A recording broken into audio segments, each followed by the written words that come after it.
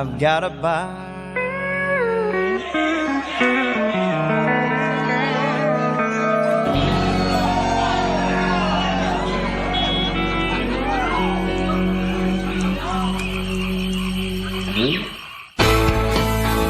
Real country. This is the Hudson Valley's home for classic country favorites.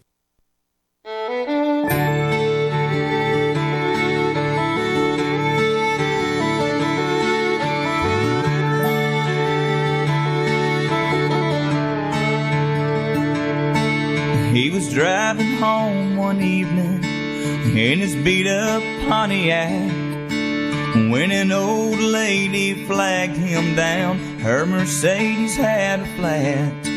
He could see that she was frightened, standing out there in the snow, till he said, "I'm here to help you, ma'am. By the way, my name's Joe." She said, "I'm from St. Louis, and I'm only passing through. I must have seen 100 cars go by. This is awful nice of you." When he changed the tire and closed her trunk and was about to drive away, she said, "How much do I owe you?" Here's what he had to say. "You don't owe me a thing. I've been there too. And someone once helped me out just the way I'm helping you. If you really want to pay me back, here's what you do. Don't let the chain of love end with you." Well, a few miles down the road, the lady saw a small cafe. She went in to grab a bite to eat and then be on her way. But she couldn't help but notice how the waitress smiled so sweet, and how she must have been 8 months along and dead on her feet. No, she didn't know her story, and she probably never will. When the waitress went to get her change from $100 bill, the lady slipped right out the door and on a napkin left a note. There were tears in the waitress' eyes when she read what she wrote. "You don't owe me a thing. I've been there too. Someone once helped me out just the way I'm helping you. If you really want to pay me back, here's what you do. Don't let the chain of love end with you."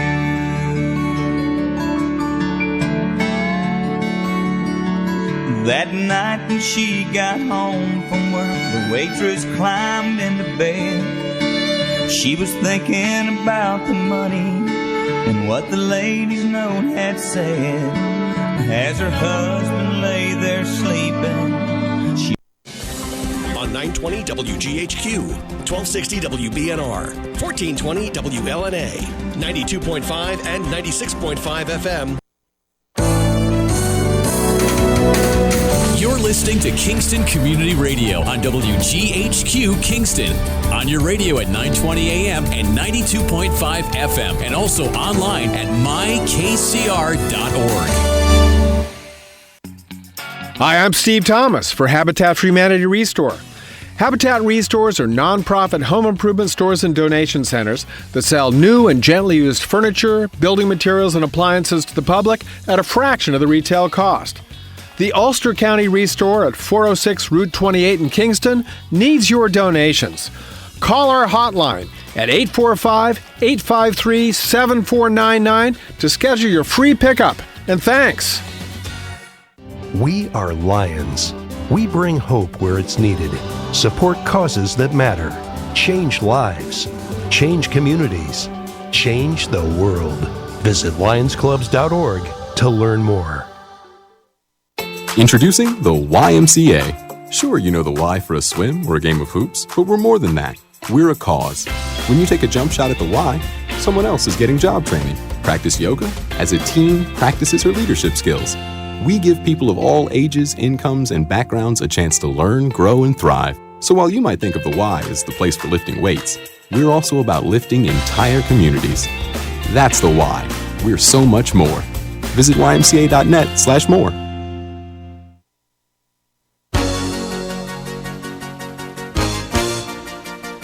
Hi, this is Winnie from the Rosendale Seniors, and I support Kingston Community Radio, and so should you.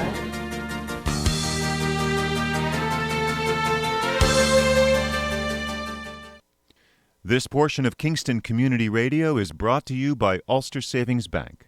Visit their newest branch, conveniently located at the Ulster Commons Plaza in Lake Katrine. Experience the difference that local community banking offers with the convenience of another great location, easy access, plenty of parking, and a 24-hour ATM. Ulster Savings Bank, invested in community, invested in you. Member FDIC. Good morning, listeners. This is Kingston Community Radio, coming to you live from 16 Lucas Avenue, Kingston, New York. 331-9255 is our call-in number. We would love to hear from you. Whatever's on your mind, any questions, any concerns, any issues in the community. Expecting Supervisor Fred Costello to be joining virtually, I believe. Oh, my God, he's in the studio. He's actually in the studio. Wow. It's good to see you, Fred. Good morning. Good to see you folks, too. Good morning, everybody. Good morning, Fred. How are we doing? It's been what, a couple months, Greg? Yeah. I mean, we know we've heard you on the phone every week, and thank you for doing that, but it's good to see you in person. Yeah, I'm glad to be here. Good. I think it's the first time this year. It is indeed. I even snuck in. I usually hear the door out there, the stairs, close, and then gives me time to sneak over to my table in the corner. But there you go. We're pretty far apart. Yeah. So. And, so good to see you here. Yeah, I'm happy to be here. Yeah, I'm excited. I felt good coming in. Nice sunrise. Things are looking up. Yeah, and wow, 6:15, 6:10. It was twilight. Going in the right direction here. We sure are, and it is noticeable in the evening too. Really noticeable this morning with the clear sky. Yeah. Of course, normally I'm not here this time of the year, so I was a little surprised.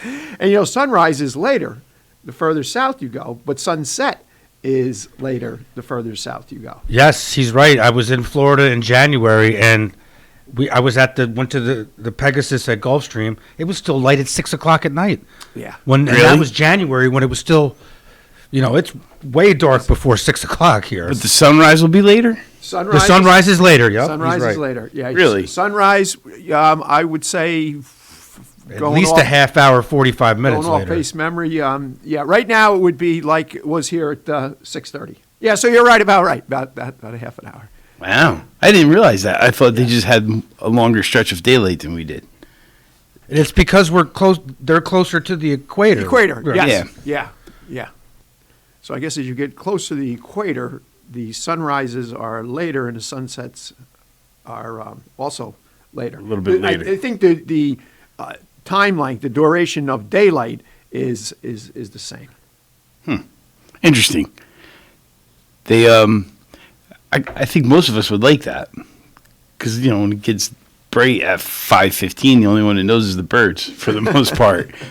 But in the afternoon, we all know. Except in the summertime, like a nut like me that's up at that hour. Except you're up, that's true. I'll tell you that, there's really nothing better. You start getting into June, July, even the early part of August, then you start to lose it. But, it's true. It's especially when it's a clear blue sky, it's calm, it's... Not too far away. But you're right, Greg. When you get those long summer days and it doesn't get dark till 8:45, it's a beautiful. Yeah, it's a really special thing. It's awesome. And we're one thing about the holiday season I don't like is it's dark at 4:15. Yes, that's obviously because the shortest day is a few days before Christmas. So our shortest days of daylight is right around the holidays. in a way, I'm glad that is the case, other than another time of the year, because just with all the holiday decorations, the holiday spirit, the holiday We're all cheer, distracted in yeah. a celebratory mood. Right. Yeah. Exactly. Otherwise, it would really be depressing. Yes. You're probably true. And, the way Murphy's Law has it, this probably is going to be the worst February in 20 years. And for the last 13 years, I've been here the month, and then past that, it was like 3 weeks. Yeah, I think I kind of called it back in January. So we had a nice mild January. We did. Just wait till February. Now that we decided we're not going to go, it'll be the worst in 25 years. Yeah, we've had a major storm event every week. We have another one coming tomorrow. It's just unbelievable. It's been a parade. However, they're going to find you to be the scapegoat and blame you for this because you stayed. There you go. Yeah, there you go. But nowhere is near what the residents are going through in the South, Texas. And something. How does something like that happen? Those people, with the power grid goes down, or they have to do these drastic rollbacks. How does that happen in 2021? You just stop and think about it. It's mind-boggling to me. I don't know about you, but to think that a power grid can get taxed to the extent that power grid has gotten taxed, where they're forcing to shut power off. Even where the storm damage has not cut power, they are cutting power to residents. And of course, down south, because they don't use heat a lot, everybody's got electric heat. Yeah, everyone has a heat pump or yeah. There's some really horrible news footage where folks are burning in their front yard cardboard and wood to try to create an opportunity to stay warm. And there's a lot of things we could complain about living in New York, but the snowstorm, it's not a significant storm. No. There's like 4 inches on the ground. No. We couldn't even make people stay home with 4 inches of snow. They would still go out and have a normal day. Right. And we have the capacity to handle that, and it's not disruptive to the airports. It's not disruptive to the travel. It's insignificant. Well, they don't have the equipment. No. And right now, San Antonio is basically shut down. And, 10 years ago, 12 years ago, our national was in San Antonio. We've been there a couple of times. And it could have even been longer ago. And the night before, they had an ice storm. And I was fortunate because I had a direct flight from Kennedy. I took a puddle jumper from Albany into Kennedy direct into San Antonio, where a lot of people had a layover, including my buddy Al Dungy of Buffalo, with the Bills organization. They had layovers in Atlanta. They flew Albany to Atlanta or Syracuse or Buffalo to, in his case, to Atlanta, and got stuck in Atlanta for it was almost 48 hours. So there was no sense in coming. So he canceled that flight. Well, yeah, because the conference would have been over, sure. And he flew back. But anyway, taking the shuttle over from the airport to the hotel, here are these dump trucks with the bodies a third of the way up. Two people in the back with shovels shoveling sand out. This is off the ramp. Primitive. This is off the ramps of freeways of interstates. Oh my God! And so they just don't have the equipment. And then the real scary thing is because everything was. It was a beautiful scene. It was bright and sunny. That hasn't happened in the Northeast probably since the late 40s. Yeah. Shovel sand by hand. Can you imagine? No. And I'm just thinking, boy, OSHA have a field day with this. Sure they would. I'm looking all over, and it's basically the case. Every so often you'd see a Texas State rig go by with a sander, but the thing is, they're few and far between.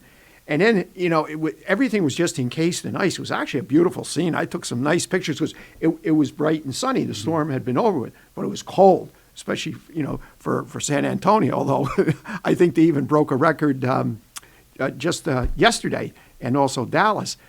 But the scary thing, around 2:00 in the afternoon, 2:30, everything starts melting.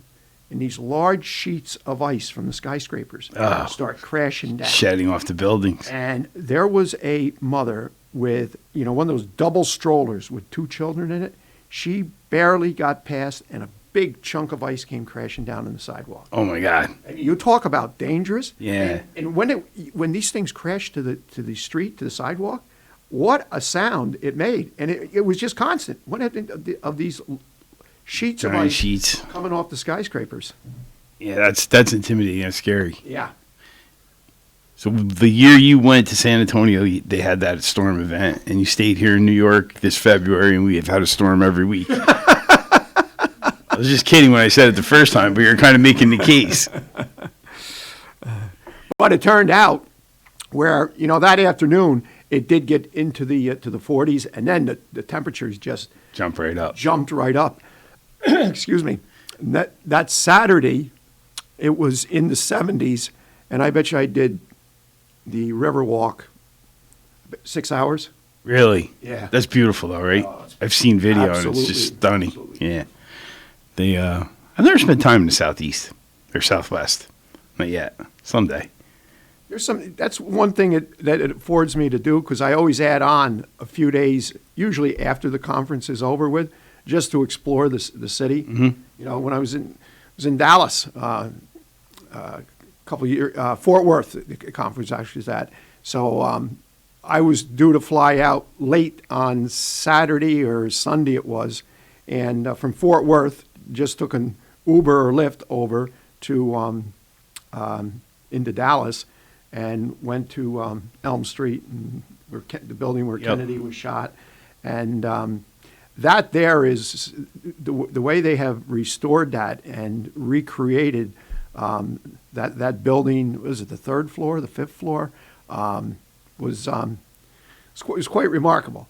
And it's is there a walking tour explaining the events of the day? And yeah, and where the vehicle came from, they depict that on a large screen, and it's quite a moving thing. And I imagine it would be. That'd be one of those things that if I get the opportunity, I'm certainly going to do it again. Very similar to just after the 911 museum opened up down in Lower Manhattan. Jen and I spent a good 4 or 5 hours, and maybe a little more, and didn't even get through the whole thing. That's something. I don't know. We all watch that happen, so you kind of get there and you don't expect to be surprised, but you're so surprised by all the other things that happen. It's there's 3,000 losses of life, so there's 3,000 stories in their family's perspective to explore and experience. Pretty incredible. There's another case where the engineers, the architects that we're always, or at least I am, half of them. I swear sometimes they design things that are just about impossible, but the way they were able to restore and take advantage, so it's like real life. Like when you're going down the steps into the one basement, they're concrete steps, and they're all busted and charred from the heat. From the heat of the day. The intense heat that worked on that concrete. To break down concrete, the heat had to be so intense. Yeah. And, you're right down where they got the wall, and on the other side is what would it be, the Hudson River? The Hudson River. Yeah, it wouldn't be the East River. The East River's over on the other side. But fire trucks, emergency apparatus that burned were left in those spots. And then they just built around it and restored around it. Really thoughtful. It's I didn't see the museum complete. I definitely want to and will go. We were there when they had the kind of temporary setup, and I was pretty inspired. They, the architects and the planners there really did an amazing job, because even at the outdoor facility, when you look down into the reflecting pools with the waterfalls and all the names in bronze, you feel that somber emotion of the day, and then when you look up at the new buildings, you feel inspired. So it was a really interesting mix, and I feel in many ways they got it right, and I think that was a hard thing to do. So I'm looking forward to seeing the museum complete. Yeah, it's if you got, and to all of our listeners, if you get the opportunity, and it's only an hour and a half away, I know it feels so far away, though, especially during the pandemic, right? Well, yes, yeah. But you got to do it. And when we were down there, the World Trade Center was not opened all the way to the top. Mm-hmm. Neither was the observatory.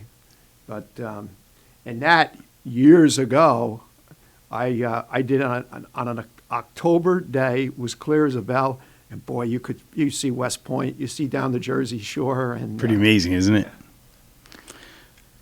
Yes, it is. That's another sidetrack, but the Manhattan skyline changed a lot in the last 10 years. Oh, has it ever? Yeah. We, those buildings that are on the south side of Central Park, they're all super talls, over 1,000 feet, and I think there's 4 or 5 of them. And when you go down Jersey and you look across, it's dramatically different than it was 10 years before. Sure. Yeah. Sure. Speaking of skyline, I saw this last night. We were talking earlier about the power grid, and they showed a scene of the Houston skyline all lit up and everything surrounding it, residential areas, Black. So they were up in arms, obviously, the residents in Houston. Yeah. It was on what did I say? Nightly news last evening. I remember doing the show with you probably 8 or 10 years ago when you came back from one of your conferences, and you talked about, I don't remember the individual's name, but he talked about climate change and how it would present itself. Frank Rossi, right from New York State, Cornell. Yep. Cornell. And when you think about what's happening, we're having a somewhat traditional type winter. It's fun to complain about the weather, but it's not uncommon to get a snowstorm every week or 10 days. But what's happening in Texas, that's an extraordinary event. And that extreme cold, well, it doesn't fall in line with the thoughts about the planet heating. It is direct result of the planet heating. And the cold weather down there, they're just not equipped to handle it. They're used 12 degrees in Dallas. That's amazing. That's 12 degrees. Yeah, it's really amazing. And it's crippled. It's crippled the city. Yeah. The planes are parked. They can't clear the interstates. And there's people in really tough situations. And they're going to get whacked again later today, tonight, into tomorrow. With more heavy snow? And ice. Yeah. Ice is even worse. Yeah. Yesterday when I went outside, that was depressing. Because I heard the rain. I was like, oh, yeah, we're not going to have to shovel. Yeah, right. And then everything was a sheet of ice. I'm like, well, what are you supposed to do with this? Grab a pair of skates. Grab skates. There's not a whole lot you can do. You throw some salt on it and wait for the sun. But if you get those extreme cold temperatures, even salt isn't as effective as it should be. But we're fortunate. In the struggles with the power grid, everybody down there either has a heat pump or electric heat. What do you do? I know. But, again, when you have a grid that size, that's the other thing that amazed me. When they showed that map, it literally went from Texas, I believe Louisiana's in there, all the way up the center part of the country, right up to the Canadian border. Yep. Pretty incredible, right? It is incredible, but what's even more, not even the word, incredible is not the right word, disturbing, is that in 2021, not being prepared for a demand that they're having right now. And I just can't imagine the demand, although obviously I'm missing something, in the summertime with all the air conditioning units running. I mean, you get times... I would expect that there would be a trade-off, because generally running air conditioning here in the summer is just as expensive as heating. Right, and there's been times where they have talked about, especially around the metropolitan area, about some rolling blackouts to reduce, and they encourage people to reduce the amount of electricity used between 4 and 7 or 4 and 8 p.m. So I don't know. That kind of struck me that in this day and age that power grid was not equipped to where they've had to shut down so much power to so many residents, so many businesses. It's in the tens of thousands, maybe over 100,000. Yeah. I remember when Fortis was buying Central Hudson, I even had an uneasiness because I was concerned that they wouldn't make the investments locally that we would need to make sure that our grid was stable. And I'm happy to say I was very didn't have to have that concern. I was wrong. They've been tremendous. We all have witnessed the struggles of summertime traffic when they're replacing the gas mains, and there's a number of big projects coming up. They're going to replace the entire transmission system from Catskill to Kingston. That's pretty far through the planning phase, and they're going to replace those lattice-type structure towers with a columnar singular tower, which have slightly less visual impact, and that will meet our energy needs for the next 75 years. It's kind of interesting to think about. The power grid's design is close to 100 years old. Still works, been maintained, but that's getting pretty old. At least it's good to see that they're thinking ahead and not waiting for something catastrophic to happen, or something to happen where same thing would have to happen here, where power gets shut off to residents, to businesses. Right. So hopefully those investments they made will insulate us from that type of experience at least. And I think it will. They're pretty forward thinking. One of the interesting things, and the Public Service Commission has a public hearing open now. We've been advocating for changes. The town of Saugerties has. We've weighed in. Obviously, we were concerned about rate increases, but also we have had a number of solar projects interested in developing in Saugerties, and we've had 5 that have made it through the planning process, and 2 of those have come online, and the other 3 should be coming online hopefully before the end of this year, which is exciting. Wasn't there a fairly large one? There's a really large one. For Sparling Road, right? Yes. That one's going. Yep, that one's moving quickly through the planning. There's one even larger than that though. Oh, is there? Yep, on Churchland Lane, there's utility scale. That one's going to be like 22 megawatts, which would, the accumulation of all of those, wow. We would almost, Saugerties, for instance, we use about 35 megawatts per day. So generating 22 is a significant contribution.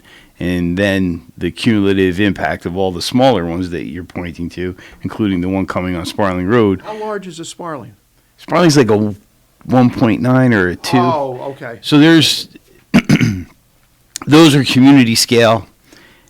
They will sell energy into the grid through marketing agencies. Residents and businesses can buy that energy. And the town is set up an arrangement like that at our transfer station. We did the 1.9 kilowatt project up there.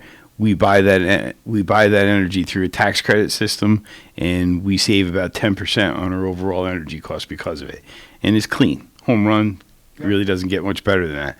But within the short future, it's theoretically possible that Saugerties would generate enough energy within our borders to sustain us during the day. We'll get close to that 32 or 35 megawatt amount. That's pretty incredible, yeah. I was not aware of that 22. That one's on Churchland Lane, and it's a utility scale. It's really big. Now, the rub with that is working out the interconnection arrangements to get that grid generated and then transferred back into the grid into a usable way.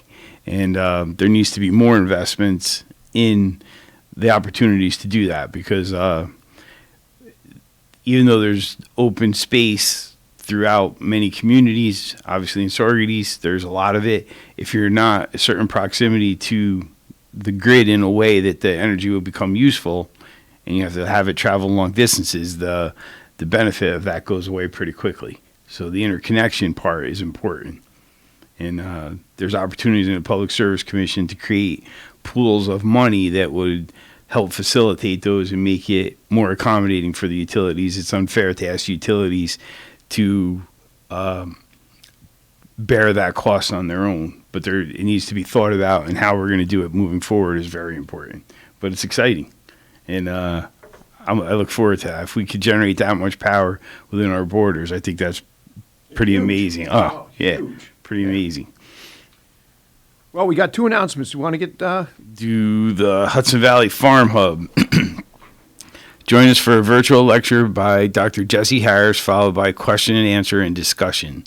Links in the chain, some connections between African and African American foodways. This will be on Thursday, February 18th, 2021 at 7 p.m. Full details and registration are available online at farmhub.com. I'll let you do that one also. All right. While I get rid of this. Okay. We got the Ulster County Regional Chamber of Commerce, the Ulster Chamber Foundation 2021 series Through the Leadership Lens. The Ulster Chamber Foundation has announced the launch of their 2021 series Through the Leadership Lens topic, presentations, and discussions. You're invited to join Foundation Executive Director Ingrid Kulik as she hosts a different topic once a month, offered on 2 different dates and times. The February topic is Leadership Challenges for New Leaders in Coaching and Mentoring. The topic will be presented and a discussion moderated by Dr. Chris Backus, Dean of Students at SUNY New Paltz School of Business. And we thank the School of Business for also being our February sponsor. Join us for a deeper dive into the topic and sharing questions and ideas on either date or time. So this would be February 26th at 9 a.m. to 10 a.m. via Zoom, and it will also be broadcasted live on Facebook. They're always doing those advancing education and continuing education programs. Yeah, and both the Ulster Chamber and the Sorgady's Chamber have stayed very active. Yes, and relevant, absolutely. Kept the residents of Ulster County, Sorgady's, very, very well informed. Mm-hmm. Obviously all through virtual. I think, no, it's next Wednesday. The Sorgady's Chamber has their annual meeting. The organizational?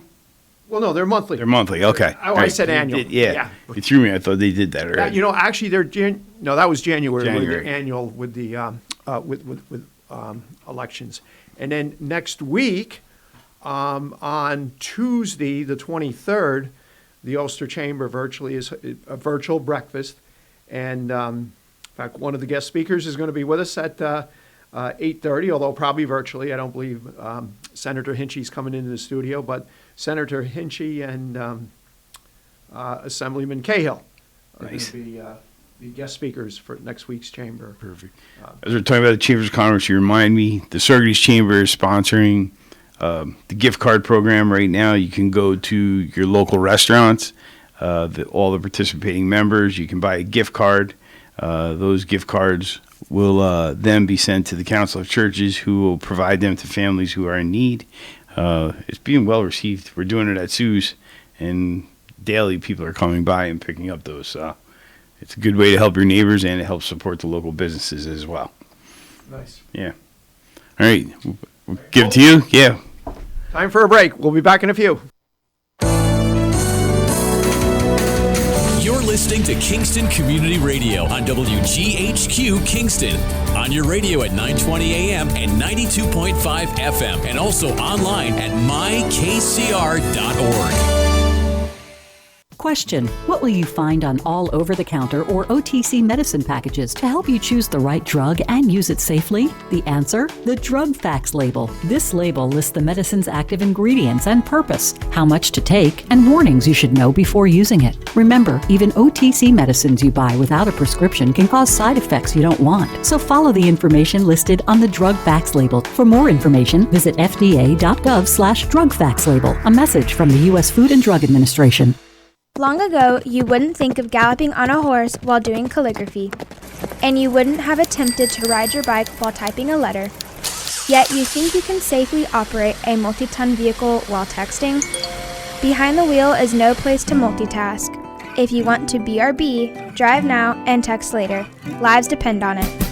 Visit StopTextStopWrecks.org, a message brought to you by the National Highway Traffic Safety Administration, Project Yellow Light, Noise, and the Ad Council. 100 years ago, there were 100,000 tigers in the wild. Today, there are as few as 3,200. The Earth's wild animals can't speak up when they need help, but we can. Be the voice for those who have no voice. Visit worldwildlife.org. Hi, I'm Steve Thomas for Habitat for Humanity Restore. Habitat Restores are nonprofit home improvement stores and donation centers that sell new and gently used furniture, building materials, and appliances to the public at a fraction of the retail cost. The Ulster County Restore at 406 Route 28 in Kingston needs your donations. Call our hotline at 845-853-7499 to schedule your free pickup. And thanks.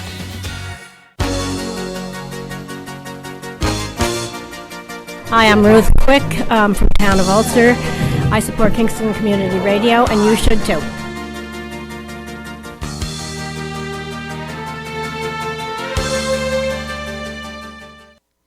This portion of Kingston Community Radio is brought to you by Ulster Savings Bank. Visit their newest branch, conveniently located at the Ulster Commons Plaza in Lake Katrine. Experience the difference that local community banking offers with the convenience of another great location, easy access, plenty of parking, and a 24-hour ATM. Ulster Savings Bank, invested in community, invested in you. Member FDIC.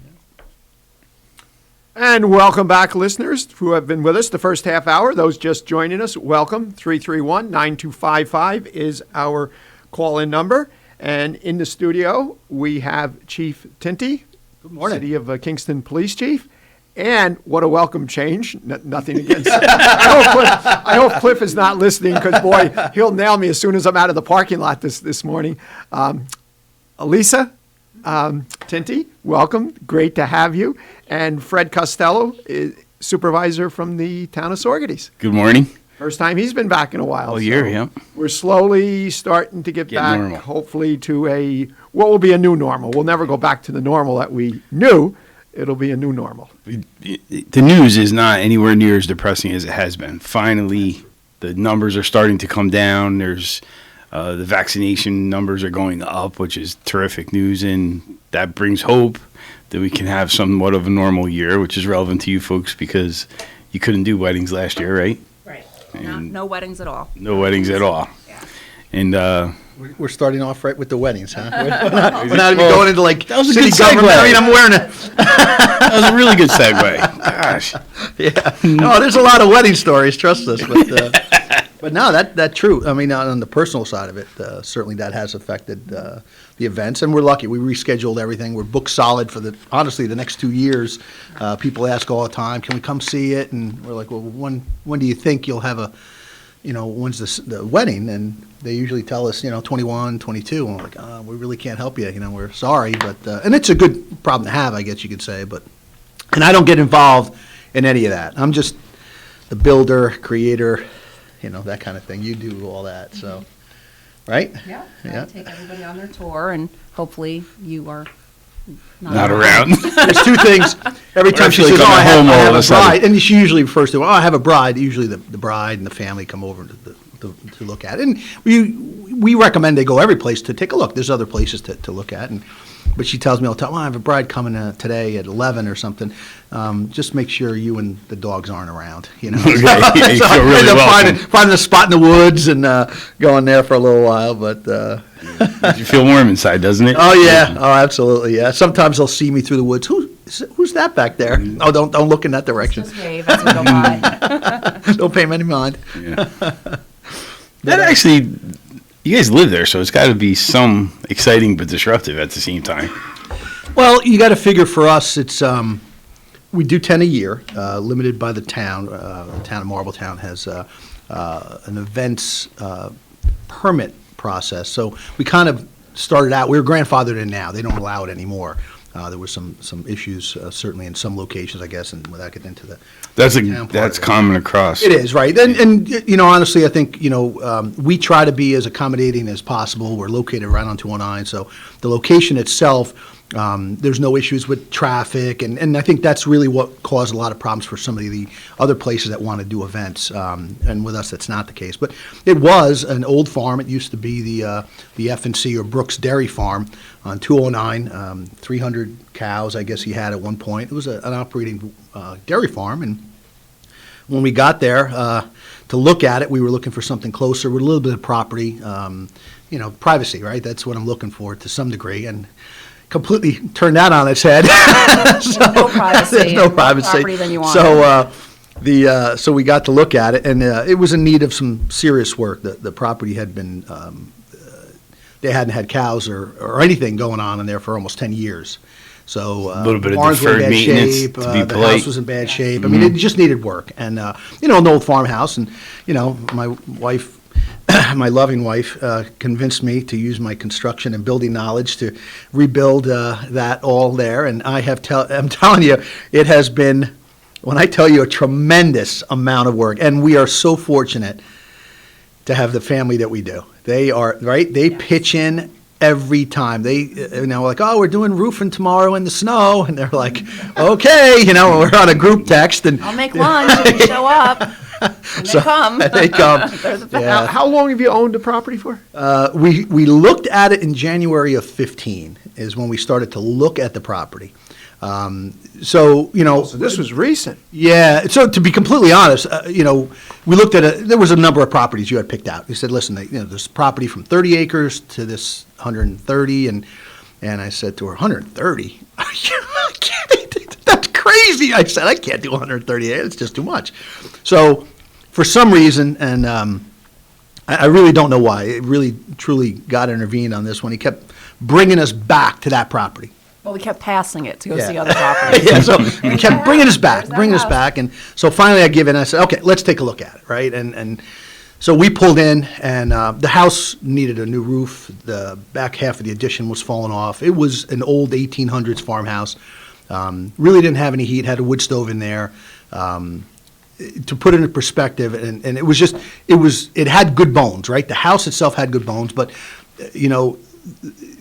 the people that were there, first it was, they went for 10 years, right? And two, they really are. I'll say this, the Brookses are one of the hardest working families I've ever met in my life. I don't know how they did it, right? And you should mention, they still have a dairy farm. They just moved down the road. So they're on Tongor Road, and they still are They still operate a dairy farm? Yeah. Wow. And they really are hard workers. And, I realize now, truly, somewhat of a humbling experience for me, that, I was always, my screwdrivers were always in line, Craftsman or Snap-on was always up, everything was clean and organized, and so when I got there and I saw the stuff, I'm like, man, I can't believe, they leave their tools around, and now fast forward to my current lifestyle, and I was just like, oh, where did I put that chainsaw? I knew I had it around here. Put the chainsaw. Where do I have to lose a chainsaw? A wrench, yes. A screwdriver, yes. So when we first pulled in, we get in, we're waiting for the realtor to show up. And honestly, the property was overgrown, right? Again, it was 10 years. They didn't do anything, no cows, no real maintenance. So we get there. You couldn't see up the driveway. You couldn't see the barns. Just looking at the house, the roof had a little bit of a pitch in it, and so we get out, and I'm looking at it, and she goes, well, what do you think so far? I go, get in the car. I said, we're leaving. And she goes, no, really. I go, get in the car, we're leaving. I'm not doing this at my age. I said, I can't do this. I said, it's just overgrown. There were snakes and bear, and we had it all going on. So we I don't know, again, I don't know why, but Frank was great to work with on the real estate deal, and we came to an agreement in August of that year. We closed on it, and then the first thing we had to do was put heat in the house. Believe it or not, it had a wood stove, but that was it, and so we ended up, putting heat in there, and it worked out well. And then we got the permits to tear off the one addition and replace that, and now we just keep adding. But the vents came in 16 with our first one. We got married there. First wedding. Did you really? Yeah. And I got to tell you, the story for those. Is that what inspired you to do it more, or you kind of saw that? I give her credit. So we walk up the driveway, and again, everything's overgrown, honestly. And so I'm like, looking at this big barn. It's 80 by 40, 16-foot, huge barn. Cows were in it. This was a dairy cow barn, right? So I'm looking at it, and it's got, stuff on the walls and on the floor. It's dirt. And so I look at it, and I was thinking, okay, well, to myself, this has some potential. I could, I liked working in my shop. I liked building stuff, fabricating, and so on. And I said, yeah, this might work. She goes, yeah, this will definitely work. I said, yeah, I'll plan on putting my painting station back here and maybe my sandblasting booth and my bench. And she goes, what? I go, yeah, for my shop. I said, I can put my welding thing here. And she goes, or we can make it an event venue. And what's an event venue? And she goes, where people come to have events like weddings and his response was, who in the world would want to get married? Who would do that? I said, we're at this place. I said, we're not, it's too much work. Crazy? Yeah. Nobody wants to get married in a barn. I'm like, you have no idea. So then it started from there, and every time I said, what do you want? She goes, well, I need you to do this. I go, I can't, there's no way to build that. It's just impossible to build it.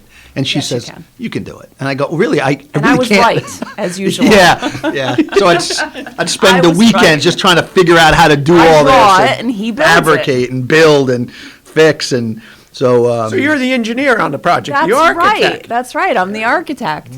So we had our wedding, and we had obviously a lot of work went into the barn for that to happen. And at one point, he said to me, "Well, all right, now we did this. Do you really think you'll be able to book any weddings?" And I'm like, Yeah. yeah, we were booked solid. Pretty much right away. Yeah, it was unbelievable. It really, I'm like, son of a gun. I was really hoping to prove her wrong, right? Like, I wanted this shot, right? So, so from there, it just kind of stepped up. And then. And you do 10 a year? 10 a year, we're limited to. And frankly, it fits us. I mean, we're talking about 10 weekends. And again, a big shout out to our family because without them, we just couldn't do it. The town requires like parking attendants. And, obviously we have has to to be provide organized that and- kind of thing. And we don't do anything else, right? We're not caterers. We don't do the setup for the band or the DJ or stuff like that. We do adhere to any type of noise restrictions in the town. 10 o'clock, that's it. We're done, right? They pull the plug and Not 10:01. And 10 o'clock. and literally, she is at the DJ station with her hand on the plug at 9:59, looking at that clock. And if the guy's like, "All right, one more," That's what you have to do, though. That goes. And They can do one more, but without sound. Yeah. Right. And the couple, of course, knows well in advance that this is what the rule is, and we follow the rule. We do not bend the rules for anyone. That wouldn't So- probably look too good on the front page of the Freeman Right. that the Kingston City No, Police Chief and is. every hour I'm in the building and going around to neighboring properties taking sound checks because Do you? yes, to make sure that the neighbors are not being disturbed. I mean, we take it very seriously. We don't want anyone to complain. We want to be able to do what we do. That's a very proactive measure. Because, like, You guys live there. They're your neighbors. That's You don't- that's the what we last thing you need live is- there, yeah. right? So we really don't want that concern. And we think 10 o'clock is reasonable. I think the town recognizes that that's the case, and that's where the limits are, So, when we're there, we help set up and do stuff like that. There's, when we got the property, there were 3 fields, one about a 4-acre, another one about a 2-acre, and then the large field is a 25-acre hay field in the back. And although we tried haying it, again, a big shout out to Frank Brooks and We his discovered family. we're really awesome Holy farmers. cow! What a tremendous amount of work, and but these guys are just fantastic at it. And so the road was small. We had restrictions going up to the main fields, and we did it. I mean, we ended up working through it. We got the Board of Health approval on it, and then the town approved it for the events. And they had on-sites, they did noise surveys and stuff, so they brought their own equipment down there and took decibel readings, and so everything was a process, right? So, but now we're approved. I think they just did something this past month now, and tweaked the process a little bit. Instead of an annual renewal, now it's automatic as long as we have the building safety inspection, the fire inspection. Which, again, you look and you go, oh, it's a big barn. Like we have fire extinguishers, exit signs and stuff like that. And that's the big, you can't, people get upset with those, but, it's easy, there's a vacant spot, and you stack stuff there. If that's where your electric panel is, that's a problem. So somebody has to remind you, hey, that stack of pallets is in the way, and if you can't get to the electric panel, that's Something a like bad. that. And right now, we call it, we're in full farming mode, but because of maple season, right? That's the next thing. Yeah, We already right ran around the bend, lines, right? already tapped. Right and- now. And even, It's happening. Yeah, we're running So vacuum. it's flowing last night. already. Yeah, we got a couple of totes full, and even that, this past the weekend, right? The whole family showed up, and for a slice of pizza and a cup of coffee. Incredibly blessed. When he says our family helps, we've never had to hire anybody for the wedding events or during maple season. Our family is Comes and amazing. makes it Absolutely happen. amazing. And we they're have just as fun. crazy as we are because they actually look forward to it, right? Every year around Christmas when we get together, they'll say, okay, what are the calendar dates for the weddings, and But the weddings really are fun because it's all, there's a lot of work before the wedding happens, of course, making sure all the guests are where they need to be and getting everything. Like he said, we want to make sure everything runs smoothly. But then once the reception starts, we're just kind of together, our family, and we're eating and dancing and Enjoying having it. fun off over outside.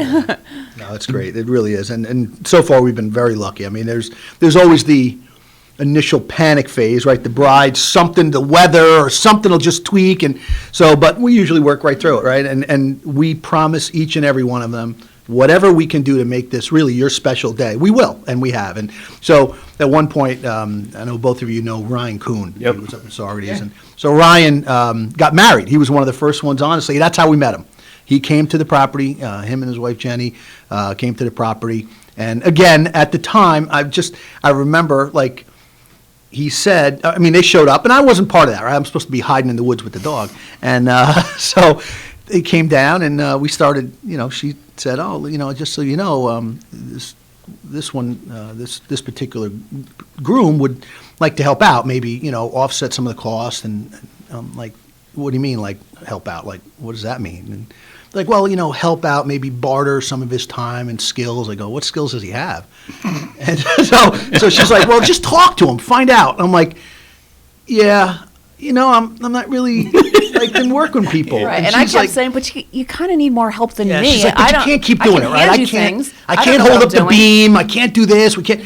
And at the time we were, and I would say struggling. We were struggling, right? There was a lot of work to be done to bring it up to code and everything else. And so at one point she's like, did you call him? I didn't call him. I'll take care of it, right? So I'm put up scaffold to help me with something. And so out of the blue one day, he shows up. It was a Saturday morning, pulls in, right? Pulls in with his car. And so to be honest with you, if you're listening, I really didn't remember that you were getting married there until you showed up. I'm like, who's this guy, right? So who's this guy? Why is he here? What do you mean he's here to work? So he's like, I'm like, oh, so you're like good at stuff, like building? And he's like, yeah, I'm okay. I can do a little bit of everything. And I'm thinking, okay, come on, like really? Okay, all right. Well, he wasn't very happy when Ryan. No, to be honest with you, because I'm like, now I got to worry about me and him and what's he doing and my tools, that kind of thing. Yeah, this is supposed to be. I'm doing it because I want to in therapy. I don't need somebody slowing me down. So he shows up and he says, well, have you had very polite, well spoken. He says, have you thought about? I'm like, yeah, I guess. He's there, right? I'm like, yeah, I guess we could try it. Sure. Okay. Yeah. So he wasn't happy. I'm like, all right. So, she's like, well, just try it. I'm like, yeah. Be nice to him. Yeah, be nice to him. He's here to help you. I'm like, nice to him. Okay. So he puts on his apron. We start measuring, and I'm digging stuff, and I look over, and I see him doing things, and I see him take out paper, and he's writing stuff down. I'm like, what is this guy doing? Like, what? So at one point, we had to put a small thing on the backside of it, and he's like, I kind of took it upon myself to make a material list for this, and I'm like, oh, a material list. Oh, that's nice. Thanks. I kind of give it to him. I go, yeah, I'll take a look at it. I'll order what I need. And so that night I'm sitting around, and every time I'm like, man, he's got to move that thing, right? And I was on the machine, and the next thing you know, he's over there moving it, right? And so I'm like, that's pretty good, right? So you usually have to say, hey, can you move that? Or, one of the family, they're doing whatever. And so he kind of we were in tune. I'll be honest with you. I was like, that kind of caught me by surprise. Never really had that since I did construction with my family when I was younger. So the day goes on, and I'm like, that's interesting. She goes, how'd it work out? I go, oh yeah, he's okay. He's good. He's doing good. And to make a long story short, he's never left. So I got to tell you, I know he's great. I joke about this, and I'm not trying to. I have never met a guy like him except me. I'm telling you, he can pick up anything. You give. It's not just that. He has a no stop. I can't do it. Like that attitude doesn't exist in him. If I said to him, listen, we got to move this rock, and he's like, okay. I said, you ever run a machine like this? I have heavy equipment and stuff. And he goes, no, but I'll figure it out. Like that's it, right? There's I'm like, okay. He's got the initiative.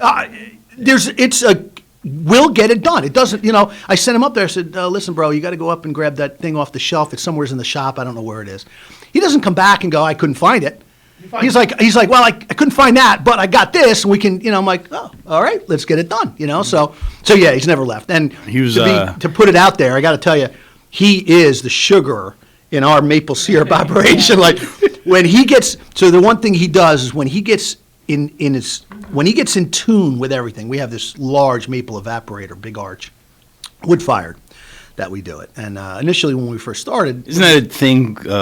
the folks that have done it traditionally, if you're doing it with gas or something else, they're like, it's not. Yeah, there's those. I mean, listen, and I've just had this conversation with him this past week. I said, if he ever found himself where he couldn't, come to the farm and give us a hand, I get it, right? Life gets in the way, family and whatnot. But if he couldn't do it, I'd have to convert to oil. There's just no way I could run this thing. Like when we looked at this new evaporator, because the first one I built, I took an oil tank, we bricked it, and we built it, and we used pans, and it worked okay. But at one point, we were taking in more sap than we could boil. And we were at a point then to determine, do we stop tapping or do we increase our ability to create maple syrup? So, he was there and he's like, bigger. Let me tell you why he was there. Because we used to go to this weekend, Maple Weekend, like a conference. And it was very educational. I enjoyed it for the first few years that we went. And then Ryan was in our life. And I'm like, maybe Ryan wants to go to the convention with you. And this is what happened the first time Ryan went. They came back with a whole new setup. Oh, yeah. So you almost could have predicted that, though. But that's okay. That's what she wanted. That's what she wanted. Because at this point, she's like, is Ryan coming over this weekend? I'm like, on Friday, is Ryan coming this weekend? Oh, thank God. Thank God Ryan's coming. It's kind of cold out there, and I don't want to be out there. Right? You knew that would happen. You send 2 type A males. They're going to come back with the biggest and the best. That's what we need. Have to have it. Little things like, and like I said, the one thing, we are blessed for family. I got to tell you, not just, my brother-in-law, my sister, all the nieces and nephews, the daughters, the sons, but Ryan and Jenny they truly are family. They're not even friends. We don't consider them friends. They're family. They are family. And honestly, it's blessed. I don't know how else to say it. And we couldn't do what we're doing now, right? And I have to, as much as it's sometimes difficult to swallow pride, I have to say that was all her, right? And even though she may not have envisioned how big this would have gotten in our lives, it really brings everybody together, right? Because before, I'd be in my workshop building something, a birdhouse or whatever it was, a bulldozer, and it was just me, right? But now it's everybody, and when we talk about roof raising, it becomes a family event, right? And so, we just put on this addition and, everybody was there to do the trusses and the sheathing and, and it's funny, I laugh all the time, like, at the one day when we did the walls, Elisa, my sister Margaret, and my brother-in-law Jeff were there, and I was the only one wearing a carpenter's apron up and down the ladder. So every so often, I'm like, listen, bang that wall over there to make it plumb. And she's like, okay, I need your hammer. I'm like, well, nobody else has a hammer. I miss Ryan. That's right. That's funny. So then I believe it was right after we purchased it, somewhere in 15, end of 15, beginning of 16. We got approached by a solar company. At the time, that was when renewable energy was going. Cornwall had put in, I think it was a 30-50 plan. Mm-hmm. So in 30 years, 50% of the energy has to be produced by renewable energy. So the company approached us, and we have a unique setup. Long story short, after the town of Marbletown, it was, again, the first solar place in Marbletown, and Right, so here we're in front of them. We want to do events. Oh wait, now we want solar. Yeah. So we're in front of there them were every some week. concerns from the neighbors, and rightly so. We understand. We're trying to be very understanding about it, but we figured solar. It's amazing though. What's There's bad a with ton, solar, right? yeah. But firsthand that there are people against it, and so what makes it unique is our large field, our 25-acre field, is in the back of the property, kind of in the center of this 130 acres. But the border of it is the O&W Rail Trail, the Marbletown Rail Trail that goes from Kingston all the way down to High Falls. So as you walk or bike on the rail trail, there's a small path that actually connected. It used to be, according to Frank and some of the historical documents, our driveway now used to go across the railroad tracks as a road and connect to Hindley Road off of Lucas Avenue. You could actually go across that and connect the two. And there is a right-of-way back there, I guess. But so the rail trail's there. They ripped up the tracks, obviously, make it rail trail. And so as you're walking down there, you can see the solar field. And not all of it, obviously. There's a rolling hill back there. But so they approached us. And then on top of just putting in the field, part of it was they put in road development. So they actually created a larger. Our road was a driveway, literally 10 feet. If you drove up a pickup truck, the mirrors would hit the vegetation and the brush and the trees, and so they came up there, and over the course of a week, they brought in dozers, and we're on a substantial amount of rock, Stone Ridge, right? So they hammered everything out and put in the gullies and the drainage, and did a great job. They really did a great job. They got to finish the landscaping up this year after the SWIP gets in place. Stormwater. But other than that, there was literally years of planning going in front of the planning board and the zoning board, and it was very educational. What goes into a project this size, where we're located. We have endangered bats on our property, so now you got it's the all Indiana about bats. Yes, Yep. now it's all about the brown-nosed bat and their mating season. So everything had to be done at a certain point and not past this day. And it looked like a tornado went up our driveway because the day before, that was it. Everything was down on the ground for the bats. Then they discovered we had a bald eagle on the property, and everything comes to a screeching halt, and somebody now has to live in a duck blind to follow. Seriously, for 2 weeks. Make sure you're not disrupting the nesting patterns. To see what is the hunting pattern of this bald eagle? Is he going to the field, and ends up he's not? He's crossing the creek. Thank God. And we had they had to go in and check. Do we have the bog turtle? Right. Bog turtle. They had to put a big fence around the entire project underway, just so it wouldn't impact any type of amphibian life and turtle that we could have, and then they determined we don't have the bog turtle. Right, that's true. Bog turtles are the bane of all development because they only come out like for a short amount of window. Right. And that's it. Yeah. And then they go burrow and you don't see them They again. sent a team of archaeologists twice. They came up from Virginia to do soil samples twice. They came up. I can't imagine the expense that went into just approving, and this is before they said yes to this company. They had to spend hundreds of thousands of dollars. The team came up and they did their work, and then they decided, the town said, they didn't go out far enough, so they had to come back from Virginia. A whole team of archaeologists. It was crazy. They must have found like chert and other things that were relevant to Indians. Yeah, not in that field area though. So they just had to concern themselves with anything within the line of disturbance. So. But they had. We're getting a cue. Cue for the time. Yeah, Are we there yet? To, I guess we can break a little bit. Well, I mean, you're talking about the survey line was almost 2.3 miles that they ended up doing a full survey on. It's a big chunk of property. So depending on your perspective, when you go through that process, on one hand, if you're the developer, you just want that to be done and you want it to be over, and you're not overly concerned about those things. But on the other hand, you learn things about your community that you just would not have known otherwise. And sometimes you stumble across something that is significant, and it's important to do that. I remember when we were doing the planning for the water and sewer district in Kings Highway, they found chert. And I didn't even know what that was.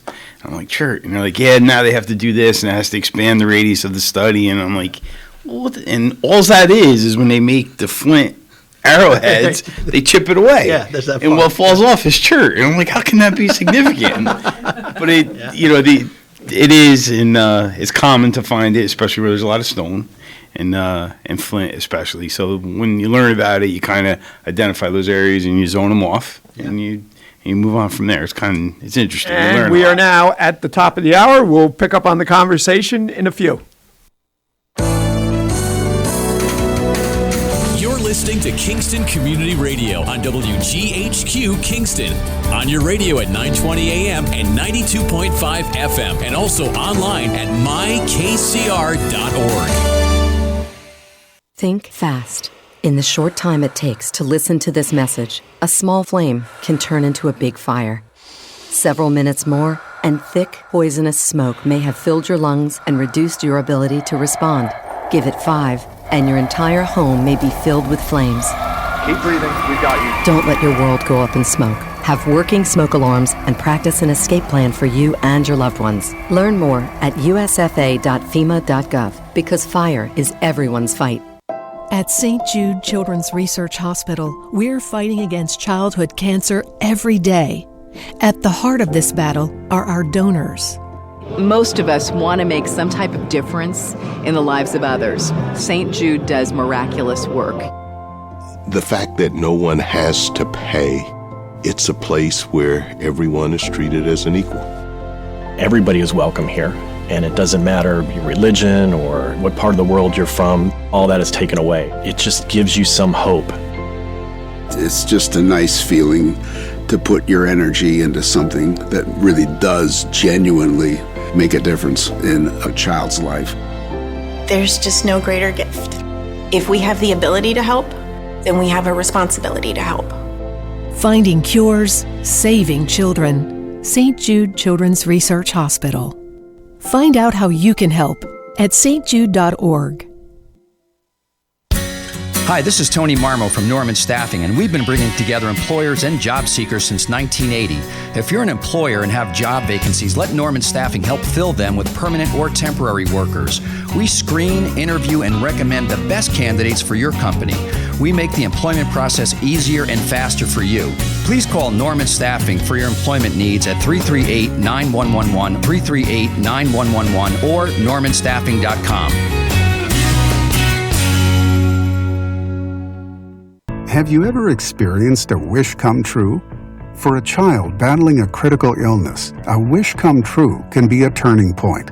One song, one dance, one game, one adventure, one moment changes everything. Make-A-Wish needs your support to grant the wish of every eligible child. Visit wish.org now to help grant more life-changing wishes. Together, we can transform lives, one wish at a time.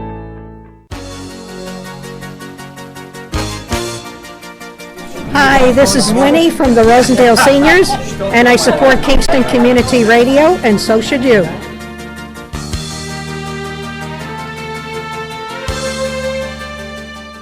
This programming is brought to you by the Friends of Kevin Cahill.